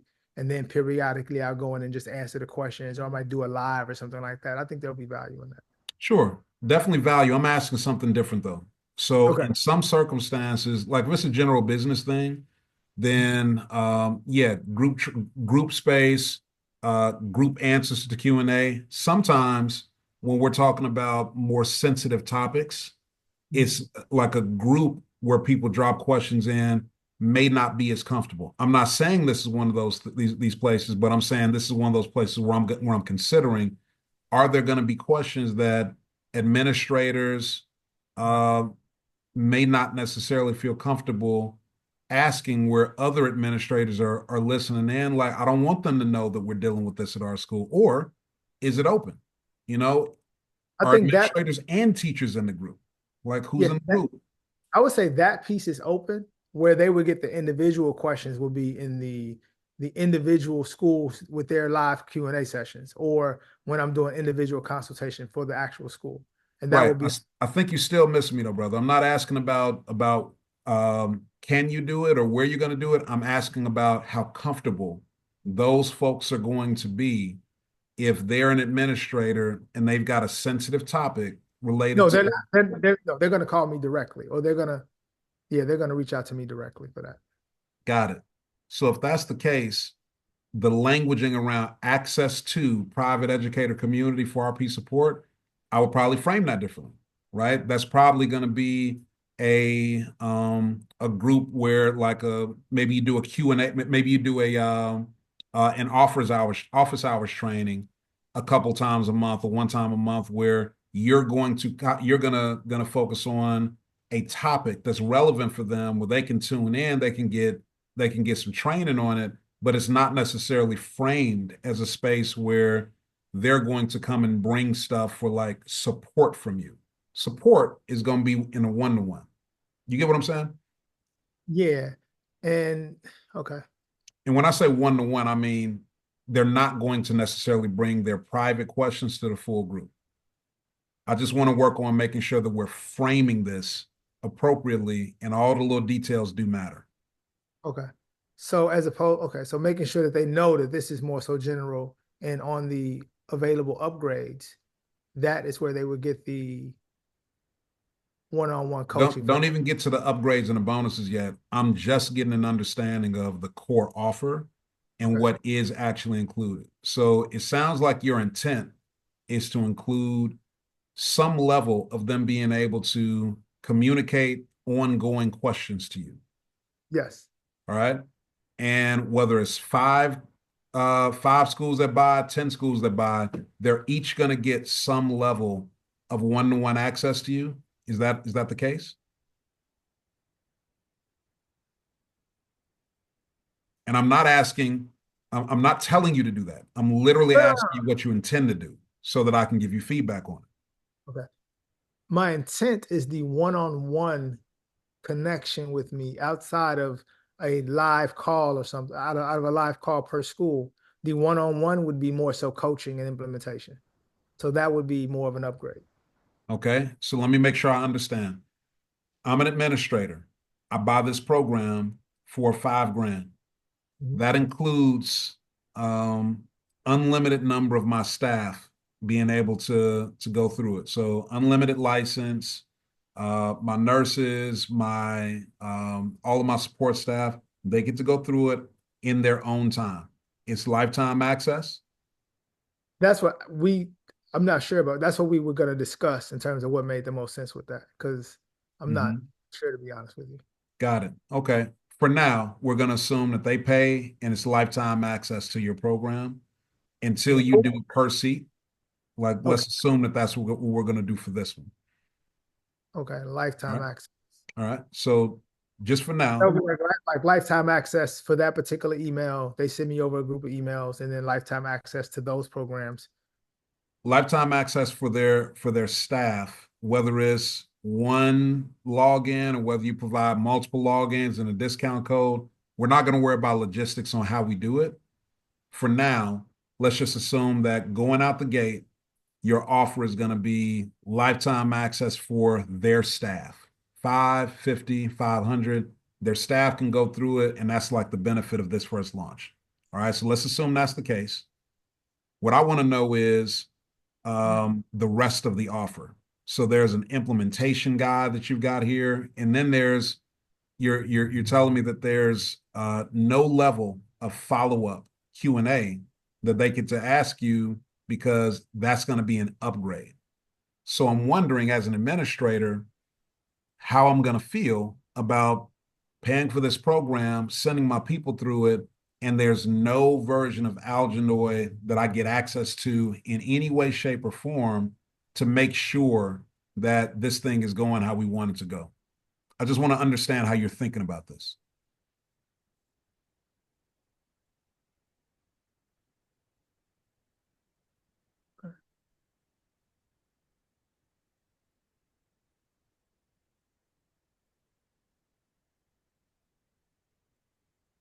At this price point. Well, it doesn't matter whatever price point. So I'll say what I would typically do for a school, and maybe you can kind of help me. Okay. That's why I'm kind of help walking through the process. So what I would typically do for a school is we would walk through a series of trainings.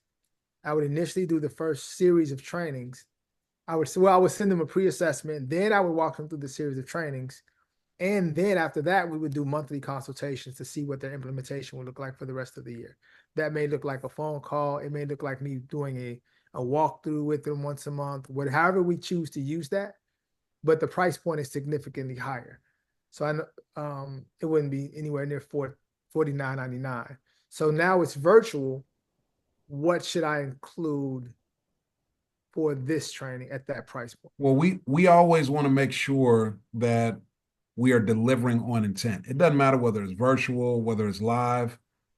We got to make sure that we're leaving them with a result that's measurable, that meets their need.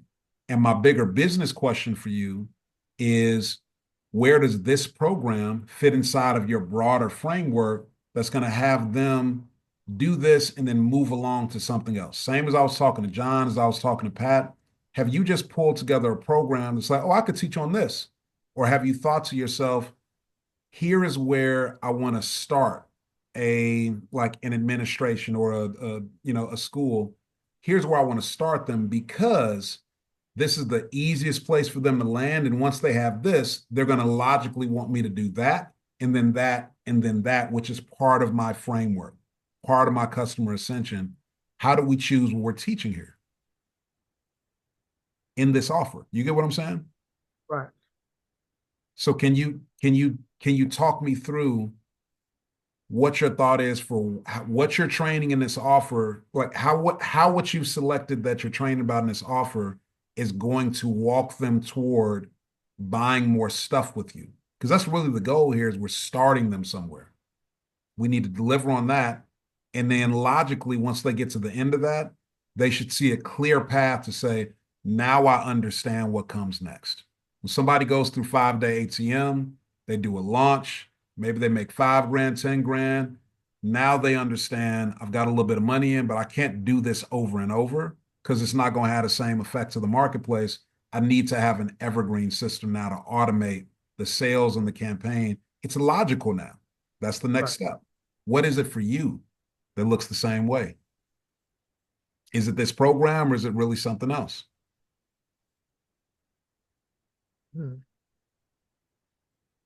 That's to be determined, because I feel like I'll say in transparency with this, I'm building in terms of restorative practices. I'm building it out as it's happening. So it started with one program, then it turns into two, then it turns into three, and it seems like the more and more I dive into it, the more I'm finding out is required in order for me to get more impact. So it's really just kind of keeps going from there, to be honest with you. So well, let's unbundle this, because we're not doing anything different than what you already do in real life, right? So there shouldn't be anything new and magical that's appearing. We want to take the exact thing that you're doing right now offline, and we're just saying we're going to put this online or a piece of it online, but there's not like new stuff that we're imagining here. This should be your core stuff that you deliver already. So we're not wondering what the result is. So let me walk you through. Well, I guess I can walk you through it. So within restorative practices, so let's just say the first training is mindset. I'm giving them systems on decision making, implicit bias, so on and so forth. Then the next system is centered around language, teaching them language on how to best communicate. Then the next portion is talking about the tiered systems of support, walking them through what the school needs to have. Now, where I come into in terms of Stop next your step. screen share. I'm gonna log this as you talk on your Gotcha, document. gotcha. So what happens in Hold terms of on, next? hold on, hold on, hold on. I'm gonna log this as you talk on your document. Okay. Right. I'm gonna just go down to the bottom of the document. New page. Okay. So what I heard you say first is mindset. What'd That's you say next? restorative mindset. Then there's restorative language. Okay. Restorative mindset, restorative language. What else? Then there's restorative systems. Restorative systems. So Great.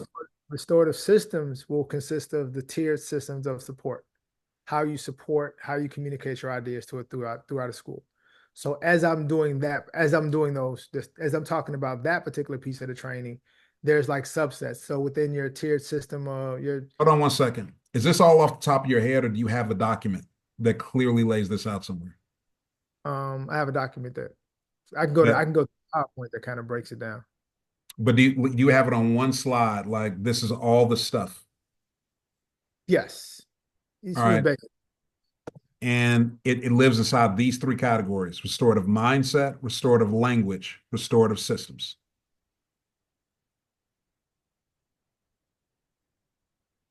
Believe so. Okay. So I'm going to go up here to this WISE thing that I saw yesterday. Step one, why, mindset and culture. Step two, implement. Step two, build capacity. Step four, evaluate. Yeah, because this language is different. That was Chat GPT generated as well? To a degree, yeah. Okay. Because this sounds like we're getting to your core framework here. Okay. Restorative mindset, restorative language, restorative systems. Well, Those three buckets. the wise is more so because my company is Wise Works. I So got the you. mindset, restorative language, restorative systems is the pathway to get to communities of empathy and advocacy. And then I just wanted the wise to be integrated within that. Okay. Um, okay. But the core three buckets are these Right. three buckets. Yep. Nothing else. These are the three places where everything lives. Yeah. Everything lives. Mindset, language, systems. Yep. Everything is mindset, language, and systems. Got it. So inside of each one of these buckets, I'm assuming there's going to be somewhere between like 5 to 7 core principles for each of these. Is that around accurate, or actually just pull up your document? Pull up your document, and we'll take a look. This is what I've been listening for, though. I've been Okay. listening for like a clear, here are the areas that I train in. And the WISE framework might be how you implement, but we handle mindset, language, and systems. And when we do those three things well, that's when we know that we've got restorative practices implemented. And in mindset, there's going to be X number of programs that cover how we implement that so that the pieces are covered. Like online audience building for me is stage one. I've got a program called 1 Minute Expert that Okay. gives experts a very clear path to, in less than 15 minutes per week, be able to speak on target and on brands about the things that are the core narratives, the pain points of their customer avatar, using short form content in a way that gets them a lot of views from their specific person. I have millions of views from my core audience to prove that this thing works.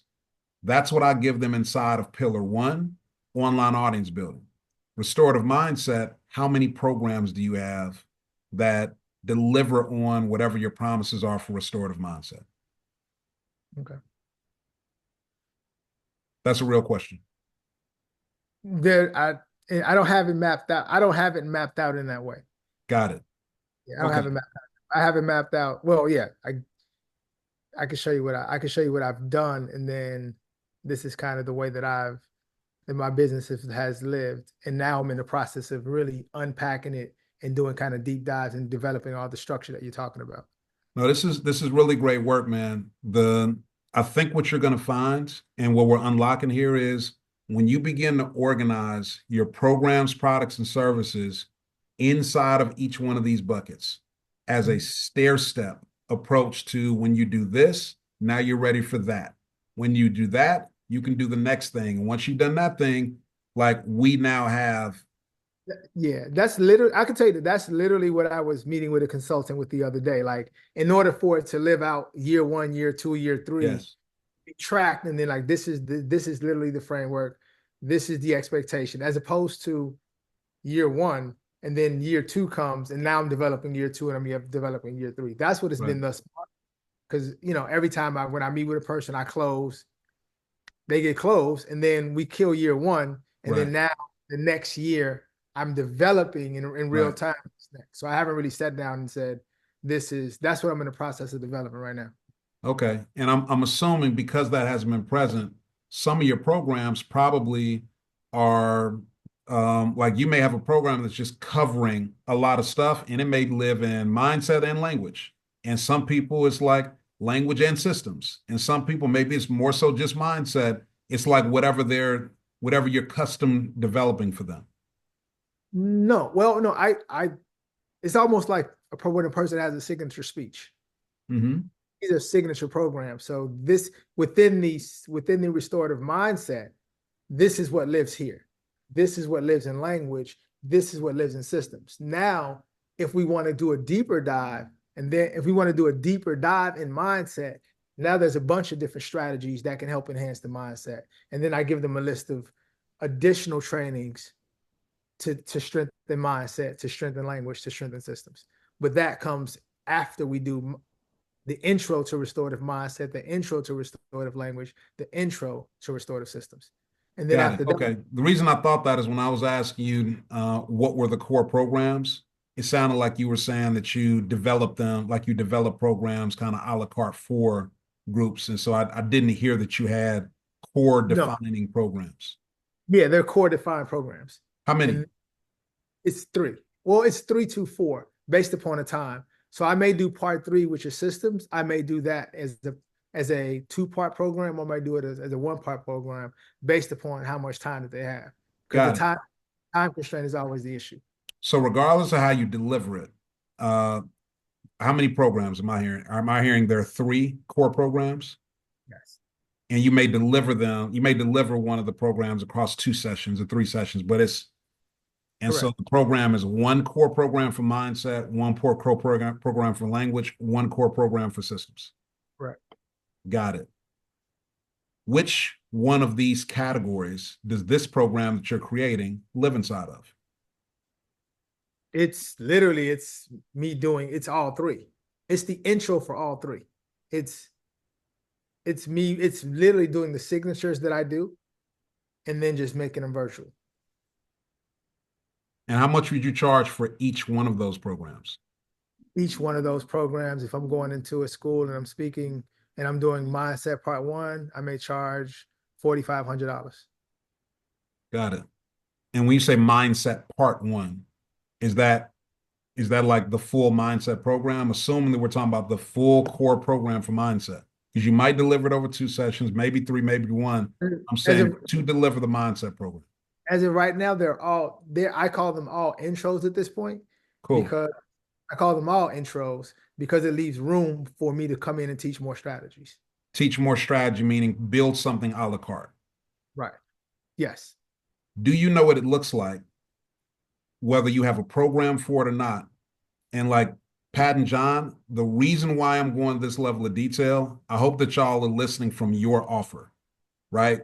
This is the work that nobody wants to do, to actually map out the full framework of for somebody to come in, what is the step by step by step frame where when they say yes the first time, they can see down the whole track. It's that question you were asking me on day 1, Pat, is this 2 years? Is this 3? Like, what do I need to commit myself to from an intention standpoint, where even if I'm buying this one thing, I understand the whole journey today. That's where I'm trying to get to. So for you, Algenoy, reason I'm pressing is No, because, I get it, and yeah, I just want I said I that boy really over there sweating. He ain't stopped no, sweating listen, today. let me tell you. Let me tell you. I really appreciate what you're doing because what you're doing is, for me, is highlighting the you're highlighting some insecurity points of me knowing while I'm doing business, there's more business to be done while I'm doing business. So I'm developing these things while being successful in what I'm doing, knowing that the back end is really being developed. Sure. So you're just revealing it through the conversation. No, man, and look, I appreciate, again, I appreciate all y'all being humble enough to allow me to press in Yeah. really uncomfortable ways. Because nobody wants to find gaps. We all got gaps. I got them in my business. You find plenty of them, but this is the work that we're doing today, and it's always tedious. There's no way to get around the fact that this is tedious work. It's exhausting mentally, but once it's done, you get to communicate your value in a way like most other people can't, because most people don't ever do this level of work. So when we think about your program, I noticed your language was intro to restorative mindset, intro to restorative language.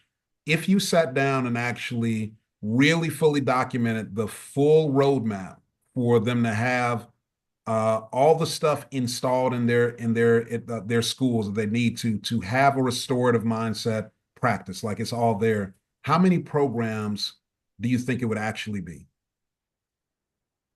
And this doesn't have to be perfect. I want you to just, like, based on your expertise, what do you think it really looks like?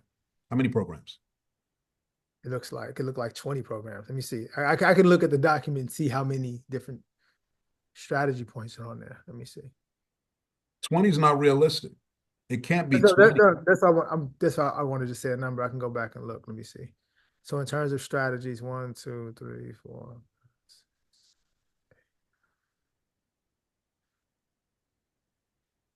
So there's 15 additional strategies that they can. Talk me through strategies. Are these like one-line things that you can say out loud so I can know when you say strategy, what you mean? So say 3 of them real quick. Like anchoring, Okay. like Another. learning state. Okay. And so you would spend 90 minutes just on learning state. No, I mean, it may not be 90 minutes. It's just according to it, but I could do 90 minutes on learning state. Is that necessary? No, probably. I mean, is it court? Well, when we say that, there may be some teaching in order for them to really understand learning state. So, I mean, I could teach learning state in 30 minutes. I could teach learning state in a relatively short period of time. So it's kind of according. So here's the work that you need to do in order for me to be able to help you. Okay. You got to sit down between today and tomorrow and take this, because like learning state, anchoring, these are strategies. They don't necessarily, they're strategies for implementation of something. Right. And so what the buckets that these need to live inside of are, well, for implementing what? Anchoring is a relevant strategy for some specific result, some specific type of problem that a teacher is having with a student.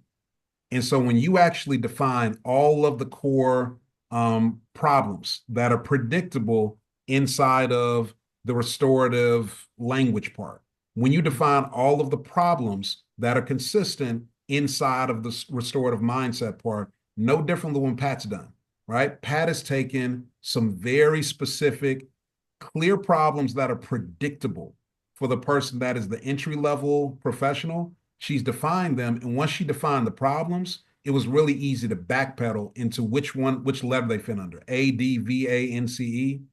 When you can identify the core problems, which is why I didn't want you to, like, let's get rid of the ChatGPT stuff. When you look inside your real practice and say, what are the issues that across mindset teachers, administrators are dealing with, across language? When you do that, you will then be able to start seeing how to map those onto the strategies. You'll have 5 strategies that deal with this core problem. You'll have 3 that deal with this core problem. Those then become your programs.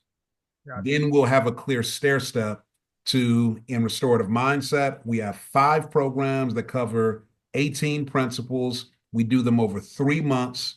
And once you get through those 5 programs, we test and we now know that your school has a restorative mindset like baseline there that's there for all of your teachers. Then you can start selling a real programmatic view across 2-3 years versus like program by program, because they're not going to really get the benefit, not for real, coming in and just doing like an a la carte one thing. Okay. So say back to me what you heard me say in terms of what your next step is, so I know that you got it. Gotcha. So my next step is to identify what the challenges that are associated with the lack of restorative practices, and then what are these strategies connected to those? Well, how do we solve those problems for each? So more specifically, not the lack of restorative practices in general, specific to these 3 buckets: restorative systems, restorative language, restorative mindset. Go under each one, bullet point those issues. Once you then have for your real practice what those issues are, then map your strategies onto each one of those and define how many programs you need for somebody to have restorative mindset implemented. Is it 5 programs across 20 strategies? Is it 3 programs across 12 strategies? You need to be able to do that based on the problems that you're solving with mindset, with language, with systems. You feel clear? Got it. All right. When we do that, then you will clearly see what the program should be that's going to be your best introduction to be able to frame folks. When they get in that, they're going to naturally see an evolution to like the next step is this next program, which you should be able to name. Okay. All right. Good work. All right. Let me check in. Let me check in. What are y'all taking from this work? Because I know for a fact that y'all didn't think that we were going to do this when you signed up. Nobody ever does. What are y'all learning from this level of like specificity in looking at offer, looking at customer journey, thinking this out up front? What are y'all taking from this? I got a lot more work to do. And I don't know if it's really ready for Monday. So, Well, What do you think the work is, John? I mean, I got to think all the way through levels, and I don't know. It's just work. It's just thought work, which I hate, you know. So it's like I got to work it out. But I'm going to work it out. Well, my preference is that we work it out together because I think it's already worked out on from your perspective. If at the end of because I'm gonna keep coming back to when we sat and had dinner in Atlanta, the thing that you said you lit up across the table. If I could just unbox some AI every single week and tell people about this new tool and how it works, show them how to implement it in their business, and then give them real time coaching. When they say, John, I'm trying to do it, how can I share your screen? Let me help you through it. You said that would be like magical if you could just do that and get paid, right? Right. So let's say that that was the ultimate offer. Like that's the thing that you're moving everybody toward. You can set up all of your programs so that the ultimate sale is, look, I'm going to help you in the half day intensive to implement like a handful of things across some core areas of business, excuse me, in one day. It's going to be great. However, if you want to sign up for my unboxed AI membership, I do this literally every week. We cover 5 core areas of business, and I'm constantly finding new tools. And I do live Q&A. And if you want to work with me one-to-one, there's other stuff we can make it, a little bit more specific. But after the intensive, if they get that value, it's really logical to be able to ongoingly see every new tool that you're rolling out. And John makes it simple to implement that. And it's just stacking on to the stuff they're already doing. If that still feels like it's aligned, I don't think you need to create a bunch of new programs. after this. Yeah, I think this is like this half day intensive becomes a clear sales mechanism into the unboxed AI. You know, the first time you launch this, you add on, and we talked about this part, you add on X number of months of free membership into Unboxed AI. And so by default, they get to see this thing going. You can do a 7 days for from an SLO standpoint, the 7 days for $7 access membership into the access into the Unboxed AI membership where they get to see it. Ooh, John is really good at this. I get to look at the past unboxed and see 10 videos he's done. Man, this is really relevant. I'm willing to pay $97 a month or whatever for this. So don't think it has to be some big complex thing. Your line is very simple. Algernoid is going in and trying to transform whole schools. So he's got to have a different kind of framework. If he's going to operate at his highest level, I'm pressing him because he's got to be able to articulate clearly what's the whole journey for me to be able to say my school, mindset, language, and execution, implementation. This is what it looks like to have it implemented across the whole school. That's different than what you're doing. So Sweating no more.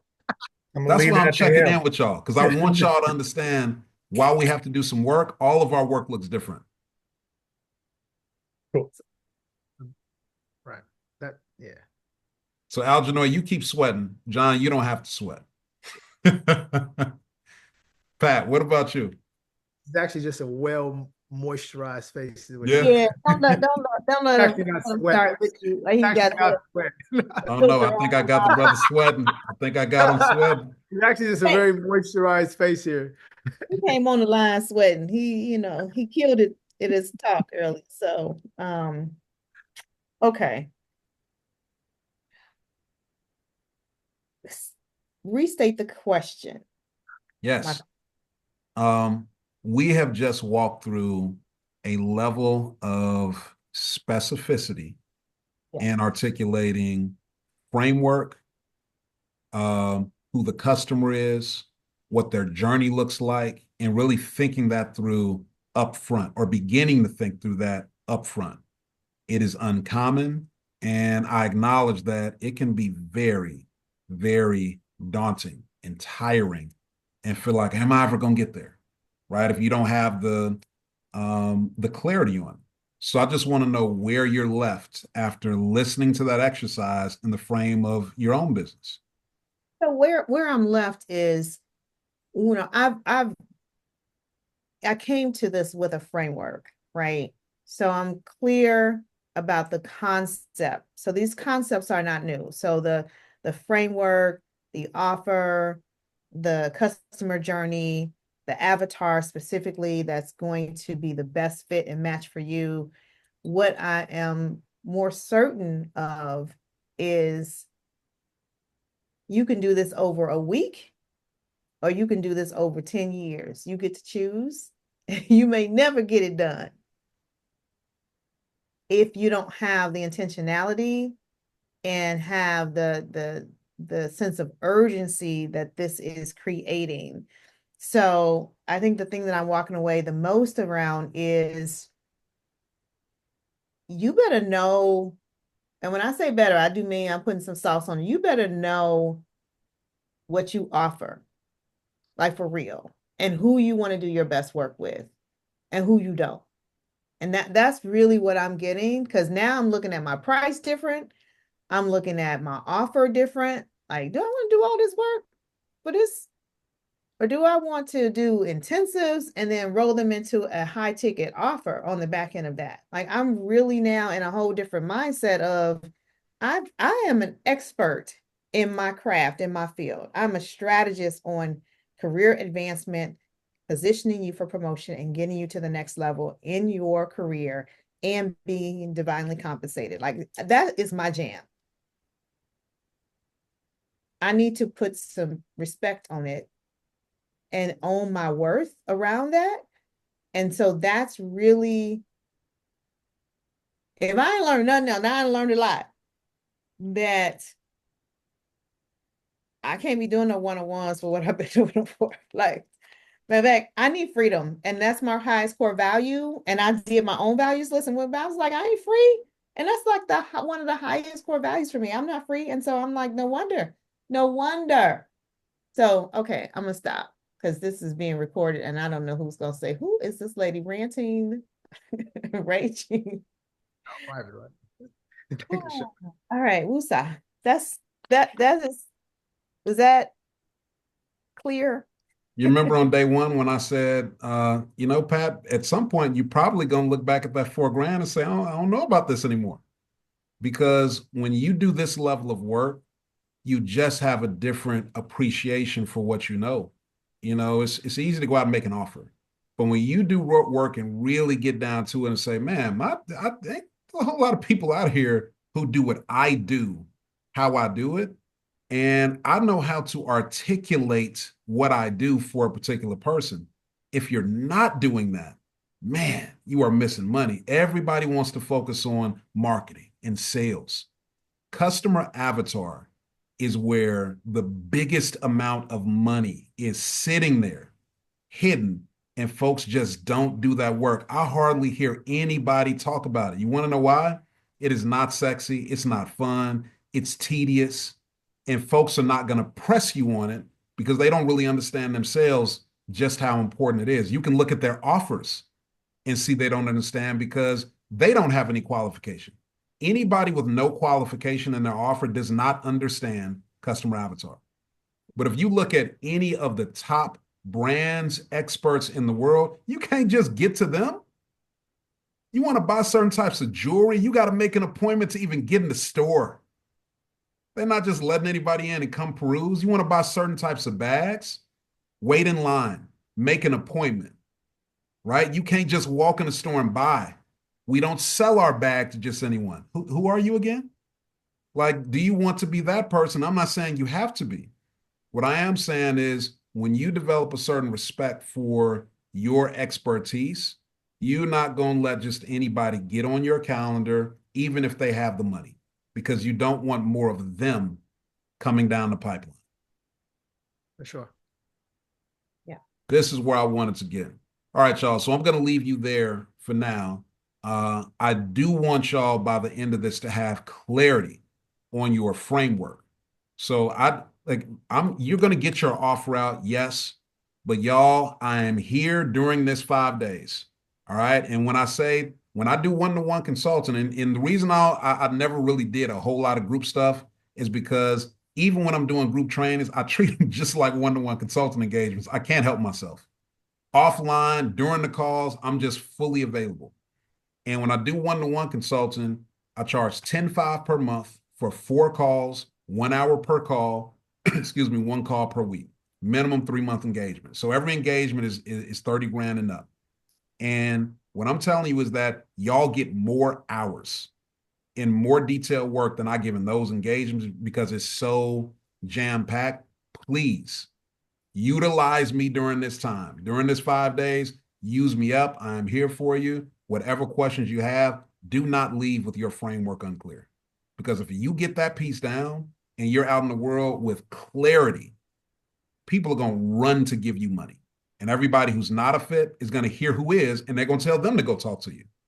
But if you have this avatar piece nailed down, every sale is a sell. It's just work versus having people inbound. Yeah, I could say you're absolutely right on that. I could say that for me, the process to get to the launch, all the things that you're thinking about, that you're processing is, for me, invaluable in terms of the value of the program and value of what we're doing here. It's the process of getting to the launch, and all the stuff we're going over now is very, very, very, very, very. So I appreciate it. Absolutely. All right, y'all. We're gonna keep it moving. I'm gonna leave y'all here an offer, and we're gonna come back to it tomorrow. But between today and tomorrow, do some work to really look again. Who am I really talking to? Who is my real customer? Ideally, who is that person who, if I could work with them and only them over and over, man, my heart would sing. And who do I not want to work with? Who's not a fit, even if they have the money? Be clear on this and put it in the language. of the narrative for your offer. What are you delivering? What's the promise? All your promised outcomes should be aligned with the next thing that you want logically them to work with you on. The stuff that you want to add on this offer and the stuff you want to be missing that's going to come with the next offer. All right. Let me share my screen back. Some great work on the offer that we just did. And homework there is to complete version 4 draft of your fully completed special offer document. So don't leave all of the clutter there. Delete anything that's not relevant. Only like tidy up that document and have it be just the details that should be present with your offer. And that is full price, special offer price, your deliverables. And when you do your deliverables, it should be like this, right? So this is an example. 5-day ATM group training ticket. It's got what the full price is, and then it's got the actual dollar amount next to it. And then it's got the dollar amount discount and the percentage discount. That's a way for people to clearly see here's a deliverable, what it normally costs, and what percentage and dollar amount discount I'm getting. All right. So make sure that you bullet pointed all your deliverables. Excuse me.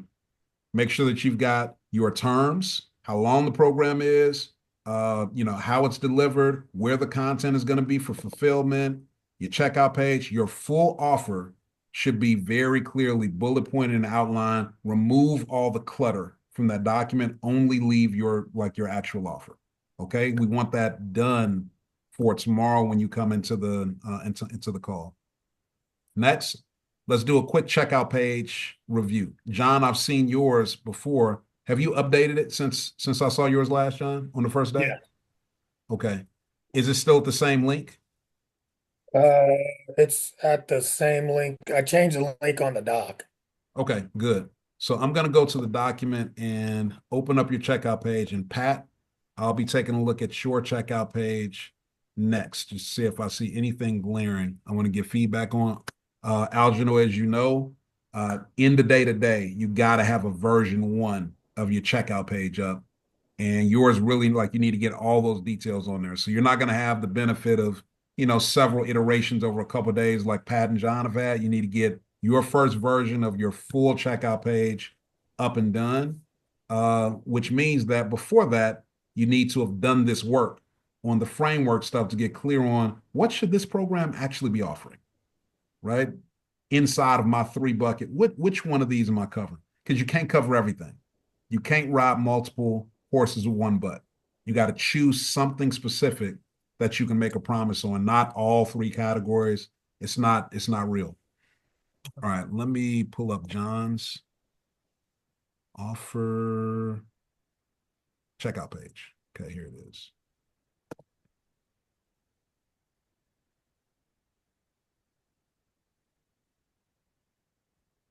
Okay.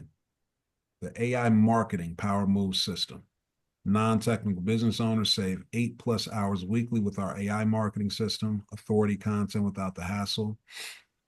So we'll probably come back to that based on some of the stuff we were talking about earlier. Transform your business marketing with the AI marketing power move system, the complete implementation framework designed for non-technical small business owners who need professional marketing without the time investment. And so, John, the language there that we were talking about earlier, I think what were the key triggers that I said some stuff and you were like, that's it right there. What were those things? Yeah, they were I don't know, that there were people. Oh man, I just lost it. Oh, I don't remember. Well, good thing for you that I do. I just Oh, wanted you to say it out loud because we recall when we say it. So when we go through it this time, I want you to write this down.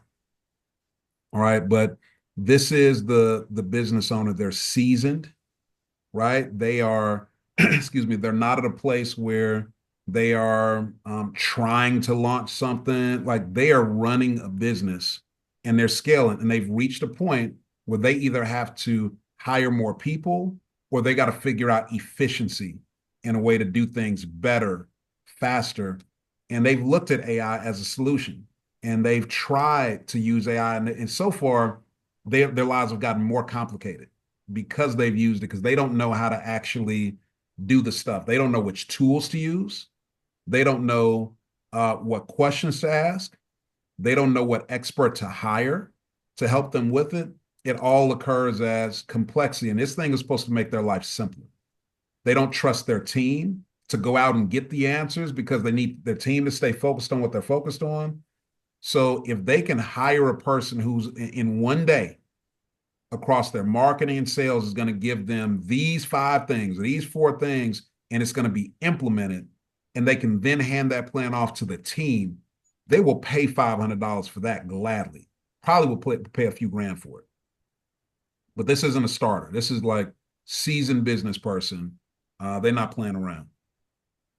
So I don't know that like the non-technical small, like those it's like boom, boom, boom. You're struggling with this. You already been looking at AI. You probably sat for a day and at your mama's house and had GPT forget all your stuff. You probably did that. So save 10 hours weekly, create a month, social media content in just 45 minutes. Okay. What's missing is all of the specific, like, you remember before when I was like, what I see on your pages, it usually ends up removing all of the clear buckets, and it's just like a list of stuff versus me being able to see, boom, the first thing, I'm going to get 3 things covered. I'm going to get my AI marketing system. I'm going to get my AI authority, and I'm going to get, I think it was like like my AI social media, whatever. It's like those 3 things. And inside of those 3 things, here's what we're going to promise. We're going to promise you get these campaigns, like these core campaigns. There were like 5 or 6 of them. Boom, boom, boom, boom, boom, boom, boom. And they have a dollar amount attached to each one. And in like 3 months of campaigns or 2 months of campaign, that's what's missing is like the categorization. I got 3 areas of my business covered. I got these bullet points inside of each one of those 3 areas, and those bullet points are quantified. So if you're telling me campaigns, you tell me the names of the campaigns and how many months they are, how many weeks they are, the detail so that I know exactly what I'm getting. And it's all still on your document.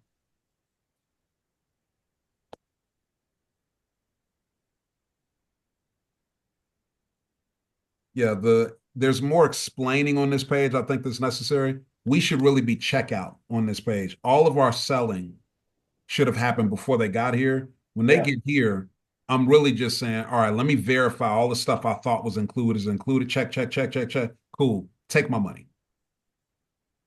Looks good though. Layout is nice.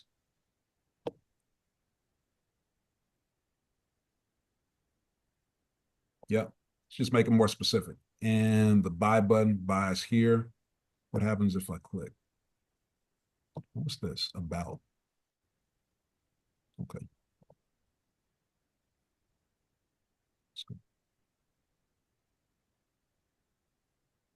Mm-hmm. Got it. All right. Bonuses, upsells. Coming. Got it. What are the bonuses that you have in mind? Well, the bonus was 1 year of the group, Okay. and the making images, business images with Chat GPT. Which specific narrative, pain point narrative, does that bonus solve for? Well, I mean, if you're doing your social and your marketing materials, you need images to go with it.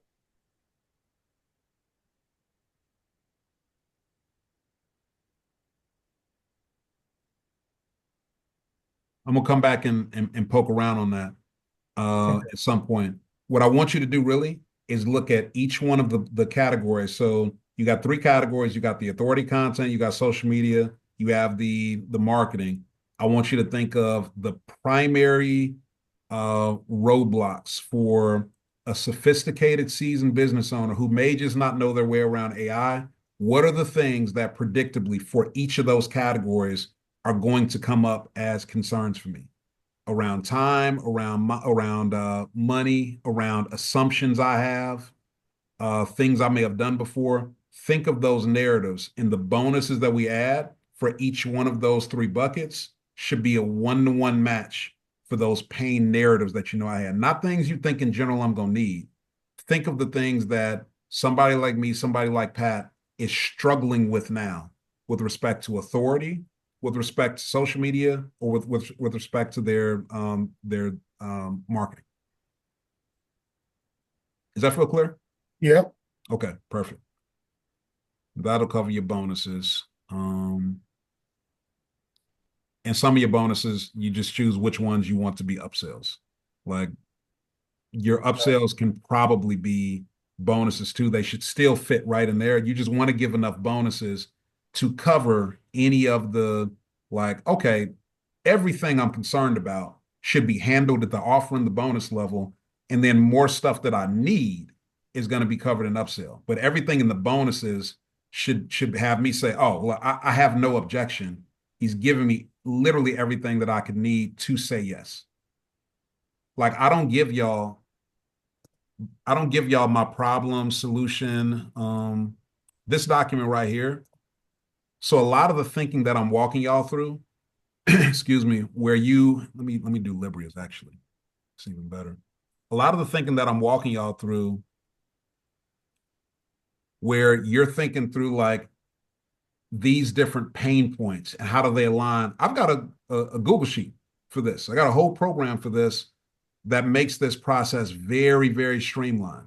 This is a very valuable Google sheet where you look at the pain, you put out your milestone stages and your framework, and you're literally going, what's their pain? What's their experience? What are they doing wrong? What inaccurate assumptions do they have? What's the immediate solution? You go one by one for every single one of those, and it makes this thinking streamlined. I don't give y'all that in this program. I give you a bunch of stuff. I even give you some customer avatar stuff. This particular thing is really valuable. I make this one of the upsells. And if people buy it, good on them. If they don't, then they got more manual work to do. But we can get through the program without me giving you this. But I have it. That's how I think about the upsells. What's the stuff that this isn't going to keep somebody from buying, but man, once they understand the work we do in Avatar, they get how valuable it is to actually have it. I need to change that password. All right. Yeah. How do we get back to where we were? All right. Pat, let's look at yours now.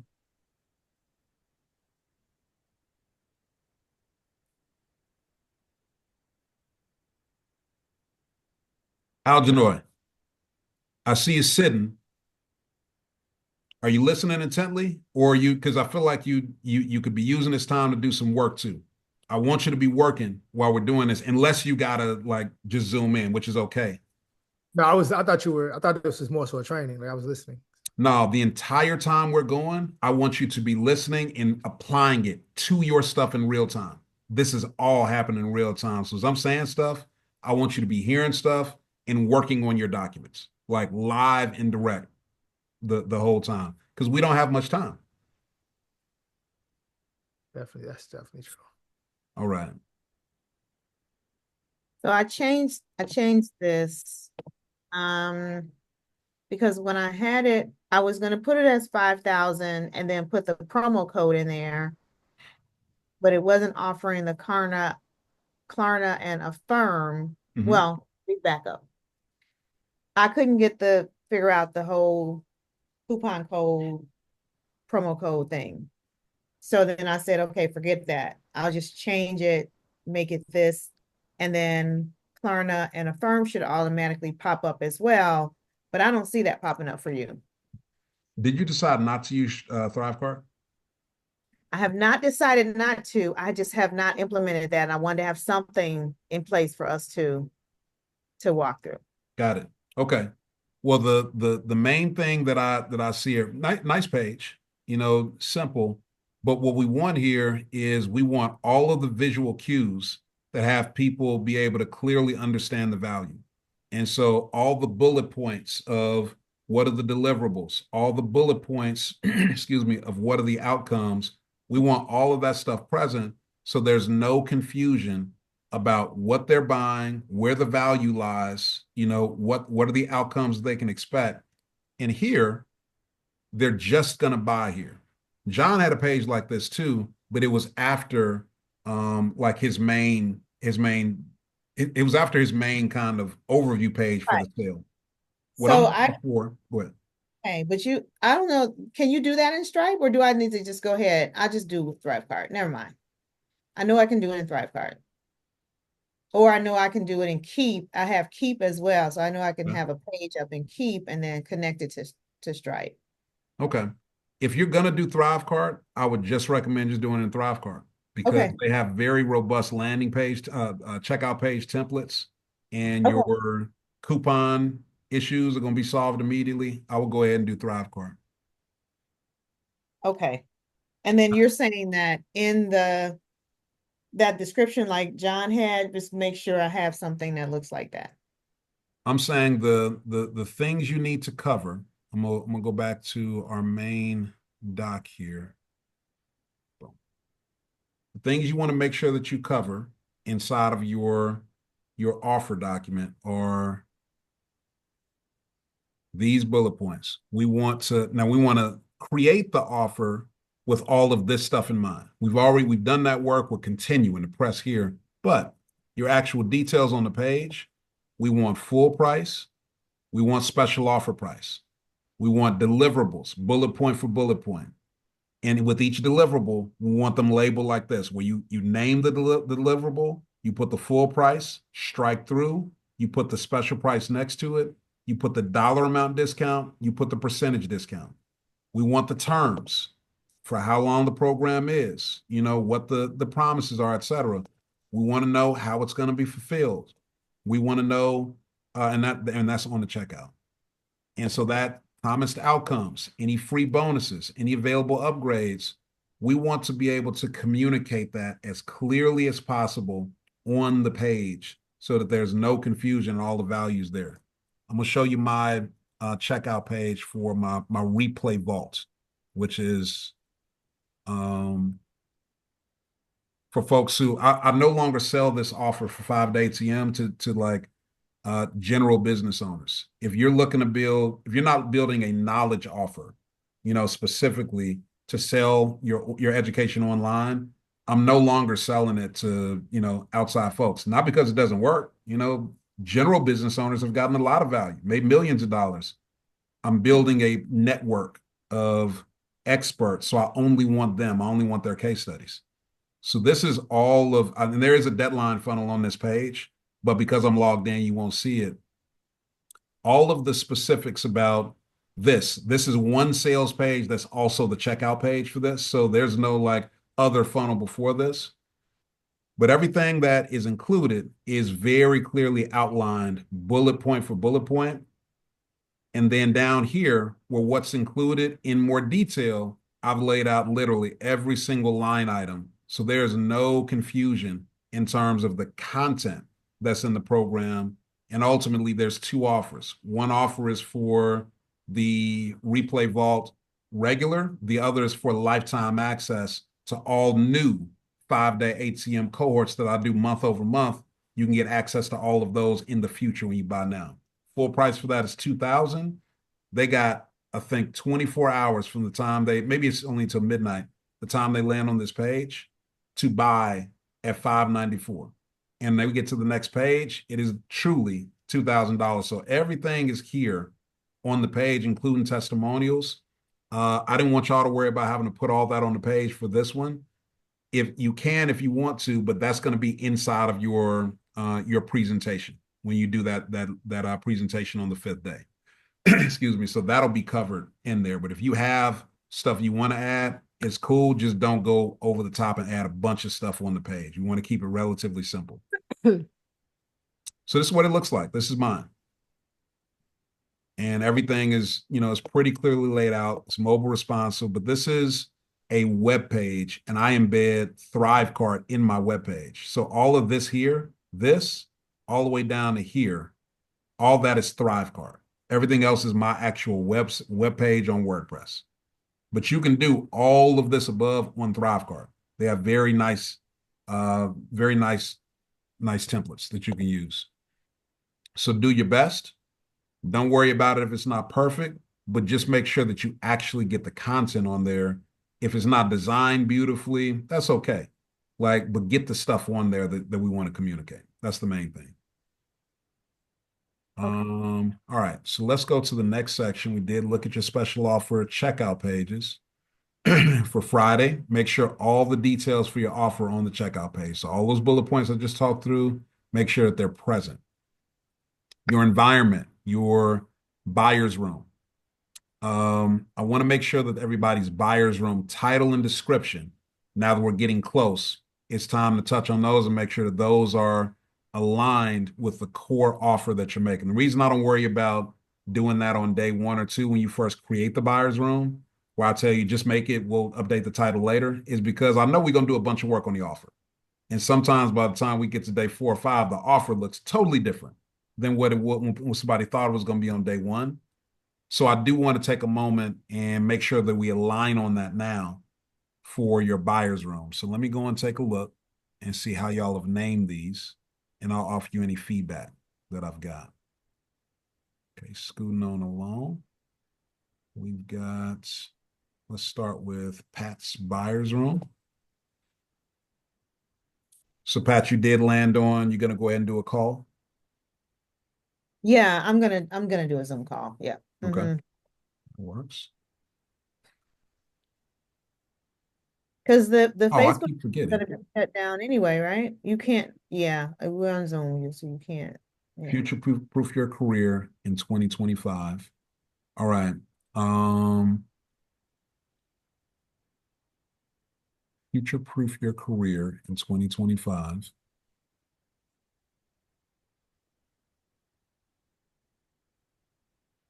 What's the biggest pain that I'm having right now if I'm the entry level person who's your perfect fit? We outlined a number of risk factors, but of all of them, which one am I most present to?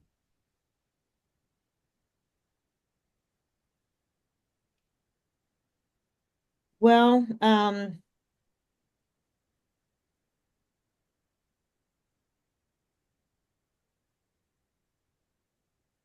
okay, so this is what I'm hearing from clients, right? Is specifically it's morale, right? Issues, right? Mindset and morale issues.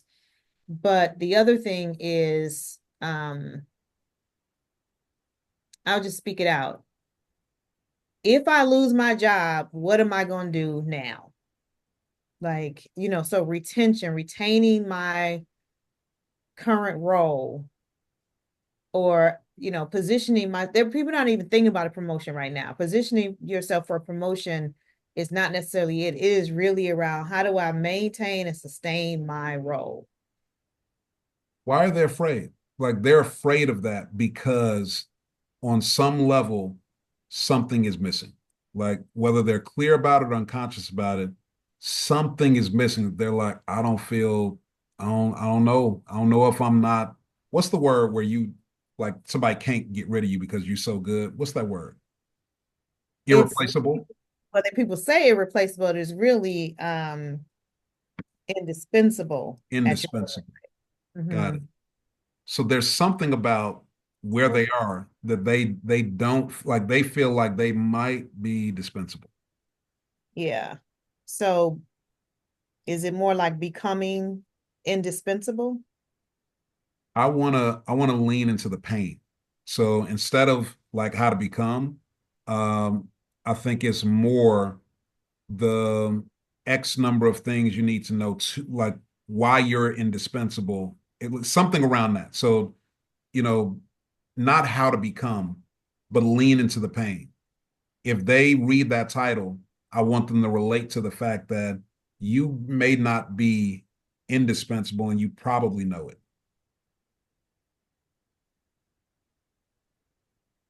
And on the other side of that, And I won't even say indispensable because they don't know that. That's my word. okay, So they'll say, So say that again and use the word irreplaceable. Um, You may not be irreplaceable and you don't know it. Is that what you're saying? Something along those like that's the narrative. That's the context. Sit with those words. I'm gonna think about it some more too. But I know I want to frame in pain. You know, we're not in an exciting time. We're not in a, like a So, future focused time. People are nervous. And I want to speak to what's out there right now. okay. Um,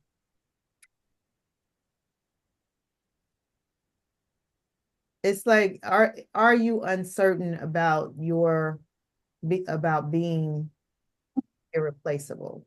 Something like that. I don't know. That would be like a subtitle. So Okay. I think there's like a headline, and I think there's a subtitle on this that lives directly in the context of what you're talking about. People, they are replaceable, and they know it. I think that's really what's happening, and they don't really know why. That's your entry person. You are not irreplaceable, and you kind of know it. We can't say it like that, but like when you that person who, if there's 50 people being laid off in your unit, you're wondering who it's going to be that you're going to have to say goodbye to, because it's not you. Like, that you're that level of contributor. If that's not you, that's who this is for. We need to find that language. Keep thinking about it. I'm going to think on it too. John, let me take a look at yours.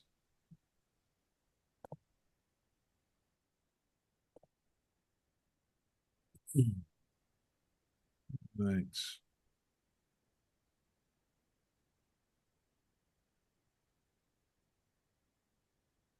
Share back. And John and Pat, please pull up your invitation video scripts, because I'm going to have y'all to go through those as soon as we're done with this exercise. Wait a minute, it's the same one. Oh, I accidentally opened up Pat's.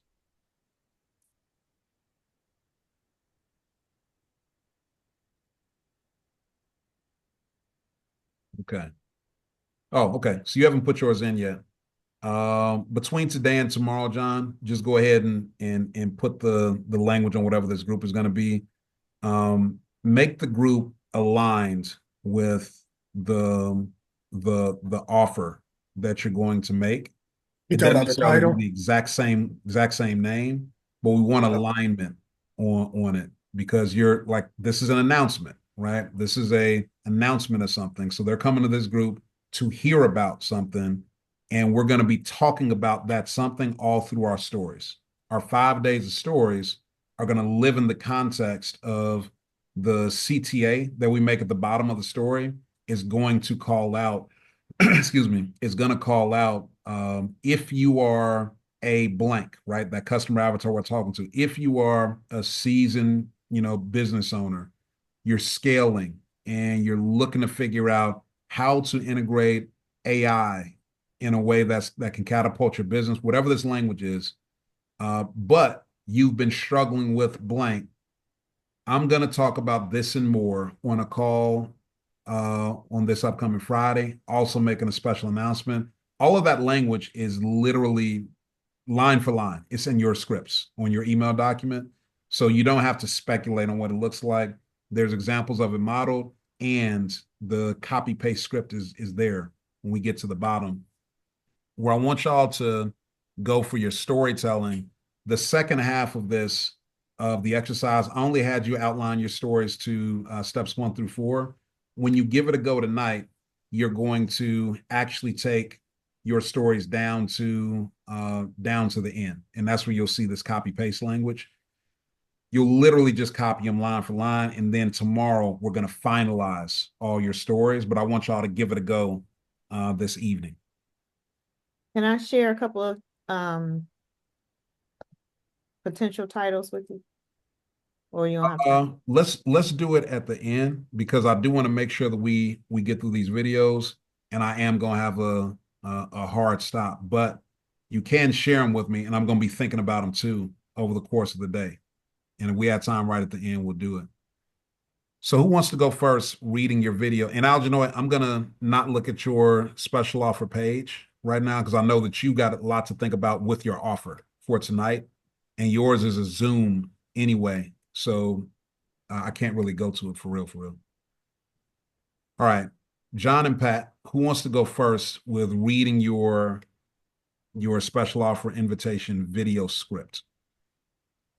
Yeah, I haven't touched it yet. Okay. Well, Pat, did you do your homework? I did. Okay. So this time. So We'll start with you so and then we'll look at Algenois. okay, so you're going to, so you want me to just here, I'll just pull it up so I can see it on Yeah, the screen. you're gonna go ahead and go on camera. I'm gonna let you I'm gonna zoom in on you and then you can just go ahead and read. Well, Okay. actually, no, you know what? Let me I'll share my screen so that way we can see you and we can see the script. That's what we'll do. Okay. Well, I think I gave you access to it.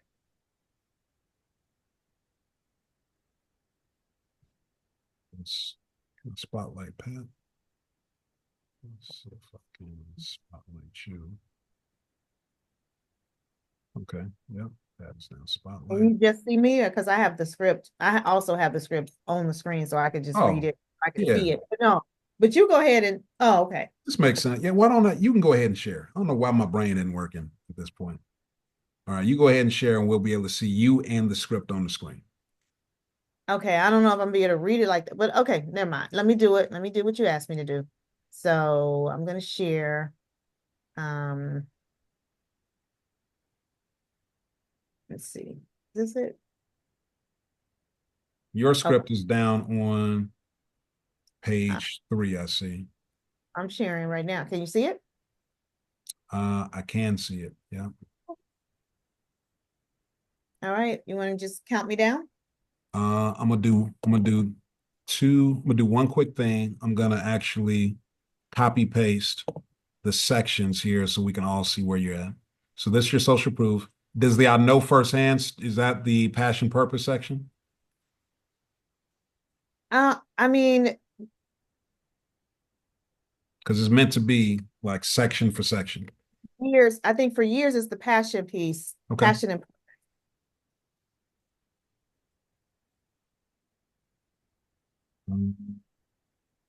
Okay. We'll see in a minute. And then the conditional invitation should be pretty much copy paste. So it's down here. All right. Go ahead. okay. I've been a leader in corporate for over 20 years, a leadership coach for more than 20. Now, let me start up. I've been a leader in corporate for over 20 years, a leadership coach for more than 2 decades, and a champion for leaders in tech and STEM throughout my entire career. I know firsthand what it's like to navigate career roadblocks and to feel unseen despite your talent, and to want more clarity, more confidence, and strategic positioning to advance. Not only that, I know the power of having the right systems, guidance, and community because it totally changed everything for me. For years, I've helped leaders break through barriers, land promotions, and position themselves for executive level opportunities using my proven framework. My mission is clear: to help leaders own their value, take up space, and move with strategy, not struggle. That's why I just opened registration for a private call where I'll be making a special offer announcement on Friday, March 7th, 2025 at 1 p.m. Central Time. That's 1 p.m. Central Time. The special offer will be available only for those registered for the call. Registration closes at 9 a.m. Central Time on that same day, on March 7th, and it will not reopen. The call takes place on Friday, March 7th, where I'll break down the exclusive offer, who it's for, and exactly how to claim it. But here's the deal. This offer will only be available until midnight Central Time that same night. So click the link on this page to register today, and I'll see you on the inside. Keep advancing. Okay. One thing that stands out, in the middle of the story, so number one, great start. The middle of the story here is where you're talking about, I know firsthand what it's like to navigate career roadblocks, to feel unseen. All of this is like you describing something. I really want to get to a moment in time, like a particular moment where this is when I saw that I wanted to like impact many people. You could have taken your career development learnings and just focused on your own career. You saw something in some moment where you were like, other people need this. I gotta give this to folks. What was that moment, Pat?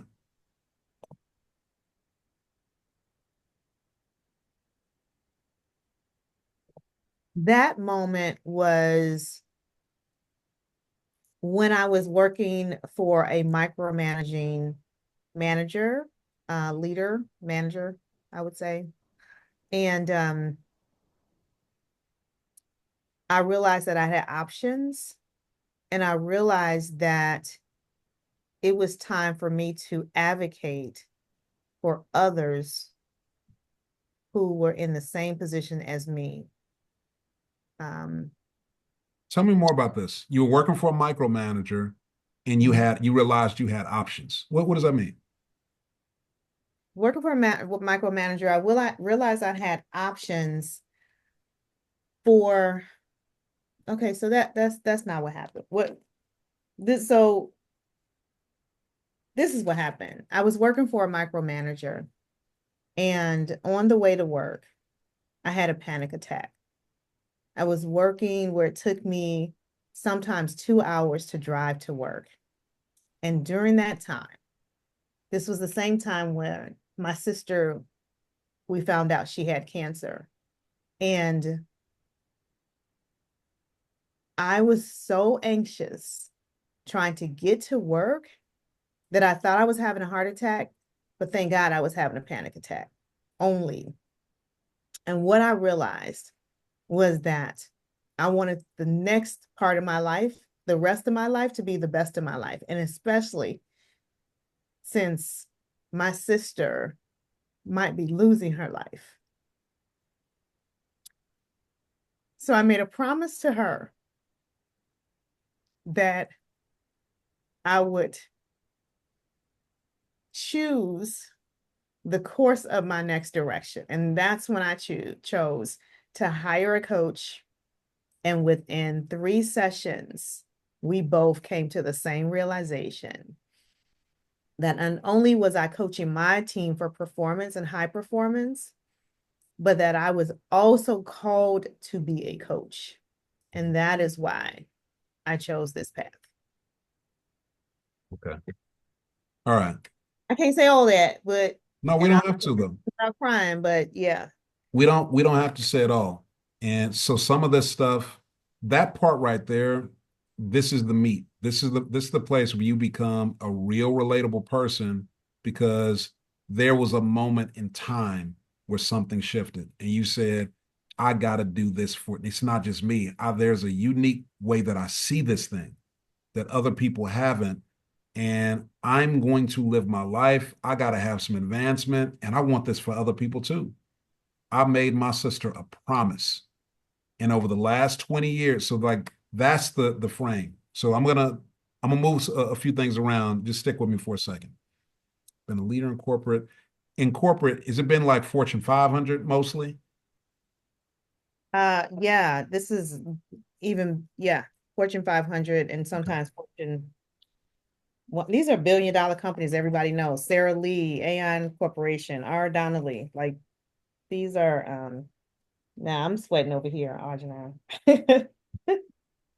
I've been a leader. I've been a leader. Can I say in change maker too? Is that accurate? Yeah, Does you that could does say. that fit or does that not really feel? I mean, I'm a champion for change, but I wouldn't say change Okay. maker. All right. So I'm gonna just say I've been a leader in Fortune 100 and Fortune 500 corporations. Um, been a leader in Fortune 100. I've been a leader over 20 years, more than 2 decades. So both.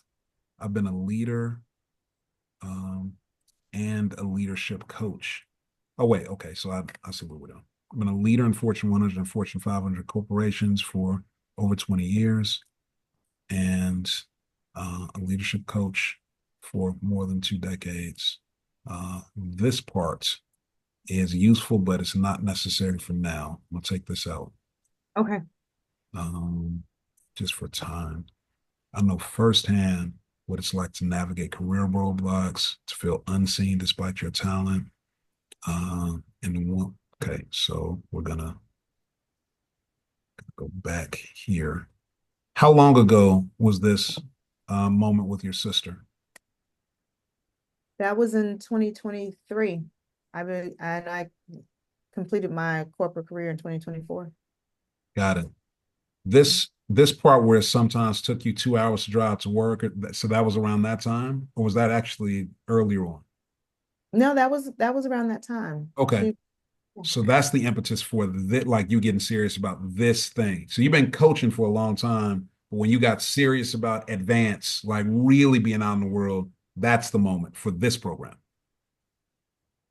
Correct. Is yes or Yeah. no question? Yeah, correct. Okay, got it. All right. So even with all that you knew, this is more recent where sometimes 2 hours to drive to work, micromanager. This is recent, or that's years ago. Um, so all of that was while I was in corporate 20 years ago. That was Got it. the reason why. Yeah, that Got it. was the reason. Okay. So I'm going to the panic attacks, that was 20 years ago too. That wasn't during the time with your sister. All of that story was like it was 20 years ago. I Oh, was got running. it. Okay. When you said Sorry. 2023, I made a I I'm missed sorry. I misheard. didn't mean 2023. I'm sorry. That was just that was not correct. So she passed in 2000. She got diagnosed, whatever. That was 2003. Mm, I completed my corporate career in 2004. got it. That was 2003. Um, yeah. Um,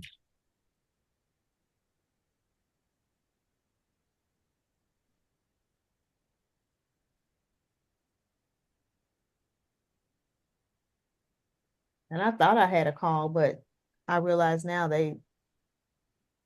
I don't, I don't think. But you have a hard stop, don't you, Thomas? yeah, I'm getting ready to jump. I just got to finish this thought. I got to figure out how to. I was in corporate. 2003, I was in corporate. So let's just go here. 2003, I was in corporate. Sometimes took me working for a micromanager.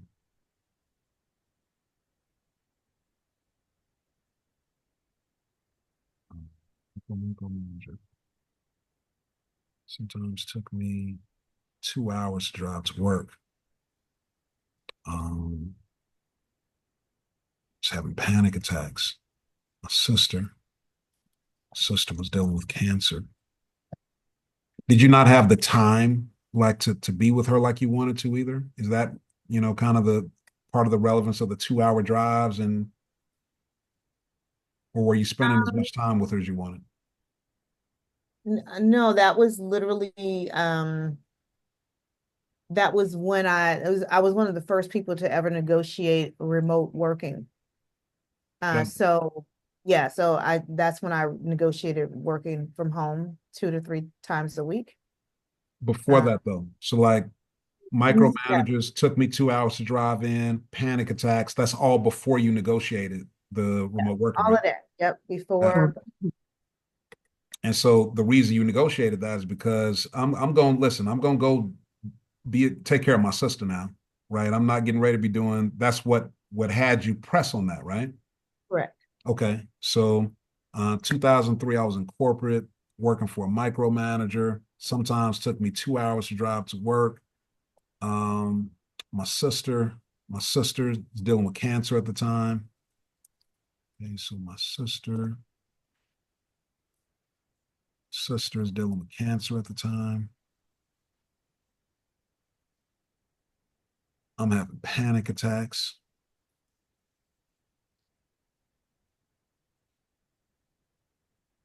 And I'll never forget.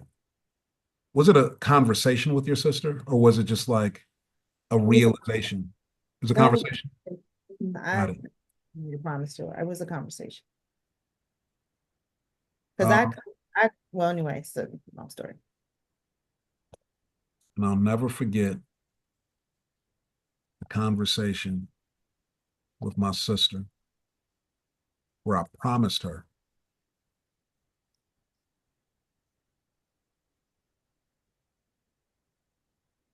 that the next part of my life would be the best part of my life, especially when she might be losing her. That's a really, man, that is such a powerful, like vulnerable paragraph. I've been a leader in Fortune 100 and Fortune 500 corporations for over 20 years and a leadership coach for more than 2 decades. Plenty of social proof there. 2003, I was in corporate, working for a micromanager. Sometimes took me 2 hours to drive to work. My sister's dealing with cancer at the time. I'm having panic attacks. I'll never forget the conversation with my sister where I promised her that the next part of my life will be the best part of my life, especially when she might be losing her life. I made a so this part. Um, this part, I don't know that how we where we want to pull this in. Let me see. Um, 2003. This is goes up here. This is why I care about this. Firsthand what it's like. Da da da da. Want more clarity, confidence. Um, how many people have you helped, Pat?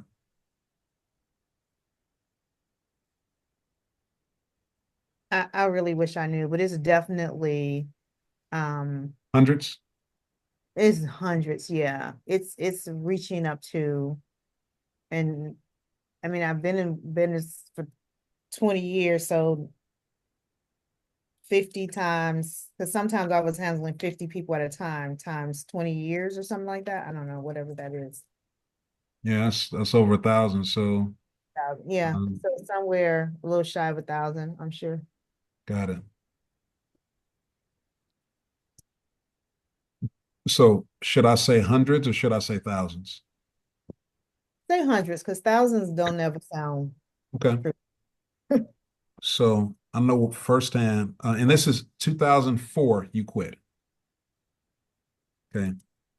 2004, December of 2004. December 2004, quit that job and dedicated myself to, let's see, um, dedicated myself hmm,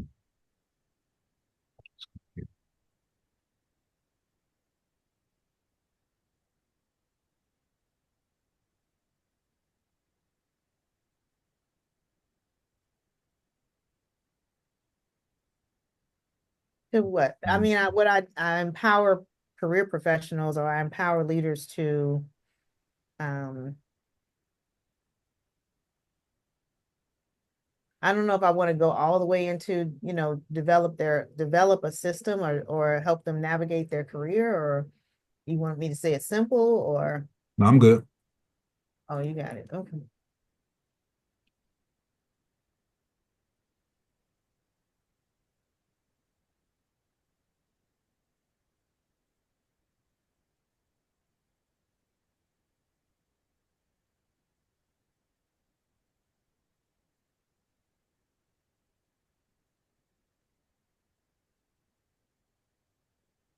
Hmm.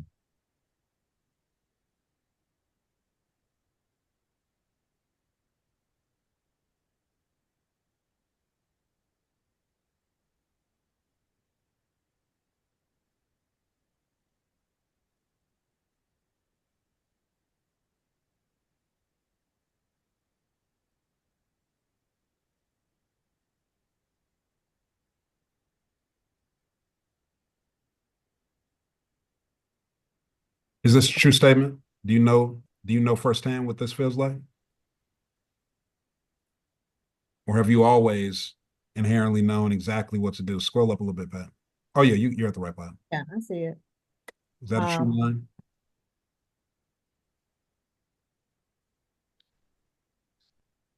uh, I do know what it feels like. It's just not, it doesn't have, it never happened that often, but I Yeah, do know what it that's feels like. fine.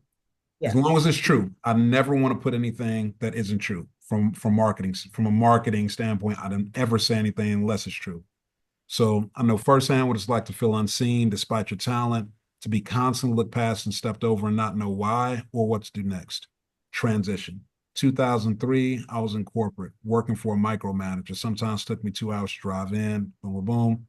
December 2004, I quit that job and dedicated myself to helping emerging leaders and blank executives navigate career roadblocks, um, develop develop the clarity, confidence, and strategic positioning they need to advance. Position needed to advance. Um,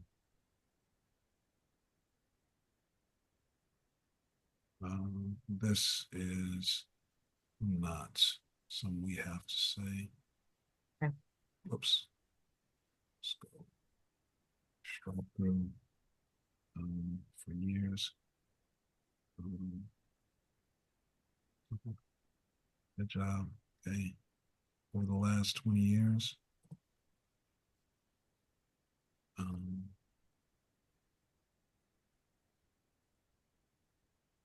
you can confidently say close to 1,000. Yeah, I can That's confidently. different than hundreds. I've Yeah, heard yeah, close to a um, thousand. Mm-hmm. close to 1,000 leaders break through barriers, land promotions, and position themselves for executive level opportunities using my proven framework. Um, we'll see what this feels like.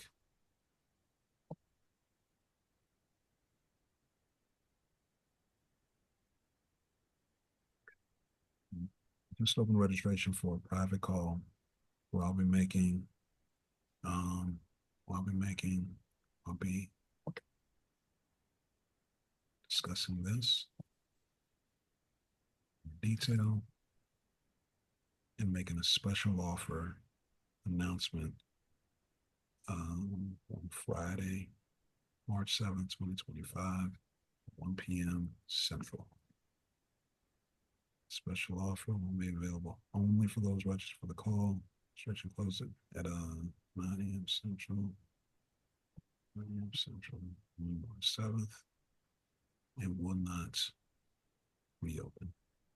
Call takes place on that day. Do you need to do it at 1 or can you do it later? I mean, I can later what? Like early evening, Like what time exactly are you at? 4 or 5, something like that, maybe 6. Yeah, I Okay. could I just I So mean I didn't do everything else, so I guess like On a Friday, um you think it's better? let's do it 4. We'll do it 4. Okay. Okay. Call takes place on the day at 4.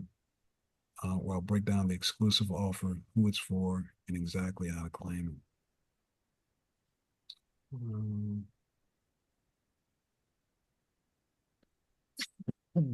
Only be available until midnight that night. Click the link on this page to register. See you. I wanna counter your 4 with 3. Huh? I said I want to counter your 4 p.m. with 3 There it p.m. is. I accept. All right. Read that script and let me know how it feels. I'm gonna time you and then we gonna call it a day. Okay, read it. Okay. All right. I've been a leader in Fortune 100 and Fortune 500 corporations for over 20 years. and a leadership coach for more than 2 decades. I know firsthand what it's like to feel unseen despite your talent, to be constantly looked past and stepped over and not know why or what to do. In 2003, I was in corporate, working for a micromanager. Sometimes took me 2 hours to drive to work. My sister was dealing with cancer at the time, and I was having panic attacks. And I'll never forget the conversation with my sister where I promised her that the next part of my life would be the best part of my life, especially when she might be losing her life. December 2004, I quit my job and dedicated myself to helping emerging leaders and advancing executives navigate career roadblocks and develop the clarity, confidence, and strategic positioning needed to advance. But over the last 20 years, I've helped close to 1,000 leaders break through barriers, land promotions, and position themselves for executive level opportunities using my proven framework. I just opened registration for a private call where I'll be discussing this in more detail and making a special offer announcement on Friday, March 7th, 2025 at 1 p.m. Central. The special offer will only be available for those registered for the call. Now, registration closes at 9 a.m. Central on that same day on March 7th, and it will not reopen. The call takes place on that day at 3 p.m. Central, where I'll break down the exclusive offer, who it's for, and exactly how to claim it. But here's the deal. This offer will only be available until midnight that night. Click the link on this page to register today and see you on the call. Yeah. It's just over 2 minutes. How'd it feel? It felt good. It felt good. I can see you moving stuff, but it felt good. Yeah, it felt good. Yeah, it felt good. It flowed. I could say what I said without it getting overly emotional. So that was good. Yeah. Okay. Out In the perfect. places where you changed it from present tense to past tense, change it back to present tense because we want to keep them present tense so that it's more vivid. It keeps them in the moment. That's why I wrote it like that. It's 2003, working for a micromanager, having panic attacks. So like you change that to past tense. That's what we normally do in conversation. We make a description versus we set the frame as 2003 so they know that it's not today. Then speaking present tense, let them be in the moment with you back in 2003. So, okay, so then would you just type that? It's 2003. Yeah, I'm in corporate. got it. So that, because yeah. Perfect. It's 2003. I'm in corporate, working for a Yeah. micromanager. Sometimes takes me 2 hours. Let's put it all present. Sometimes takes me 2 hours to drive to work. My sister, Is she dealing. was dealing with cancer at the time. I'm having panic attacks. Never forget. Never forget the conversation.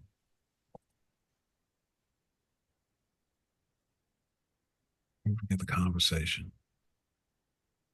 Where I promise. Yeah. Well, yeah. Yes. Her. Okay, yeah.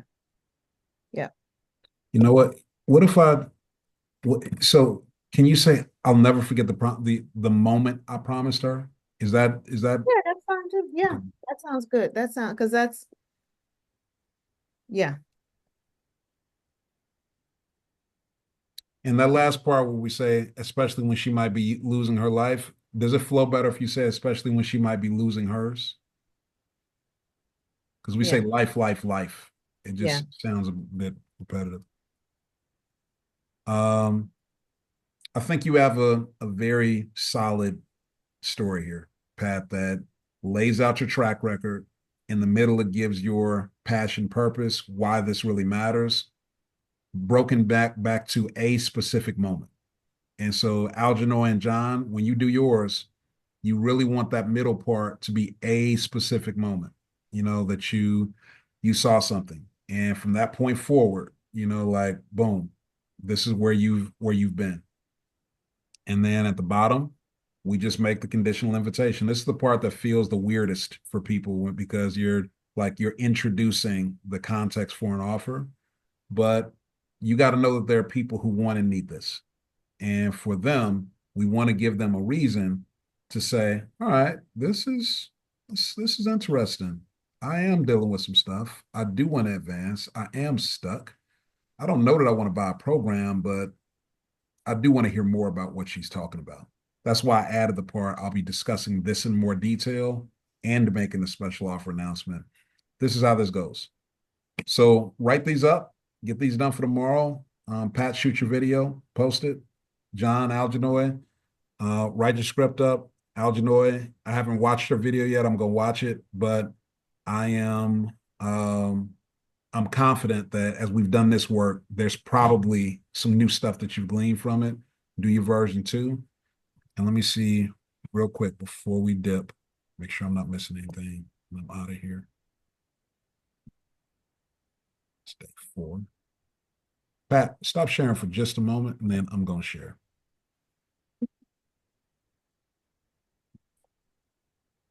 Okay. Did our invitation announcement. I already told y'all for your campaign stories to just literally follow the rest of the steps down the document. I'm not going to open. I can trust if y'all did steps 1 through 4, y'all saw how clear it's like, do this, then do this, then do this. Do your best for the rest of the steps for each of your 5 campaign stories. Tomorrow, we will go to work on those. And tonight, if you finish those, just ping me and let me know you finish your stories. I'll go in and look at them tonight and give you some feedback on them if you get that done this evening, even before we get to the call tomorrow. Continue to gather your evidence and your progress partner check-in. I gave y'all a specific thing to do in the Facebook group to just post your status because we're at the end now where you should have most of this work complete. It's useful to be able to post and say, I actually have completed this. It's like it feels good for the brand to be able to acknowledge all the stuff that's been done because we've done a lot. It also helps for the group to be able to see, man, Pat is handling a business. Algenoy is getting things done. It's a good marker every day. So go ahead and get that done. If you don't, I'm not going to press you too much on it, but I'm letting you know it's a useful thing for your brain to have that little win of endorphins and say, here's where I'm at. It's very objective. All right, y'all. That's it for the day. Our outreach starts not Friday. I always put that to have people move it along. Our outreach is going to start on Monday. That's when it starts on Sunday for our first expectation setting email. We'll talk through all of that tomorrow, but get all your homework done. Y'all have done a great job. And I'm gonna let you go. I normally will check in at the end of the day, but it's 3:22 and I got to keep it moving for the day. But I really appreciate y'all. It's been a great day. We did some great work, and I look forward to seeing you tomorrow. Keep it up. Peace.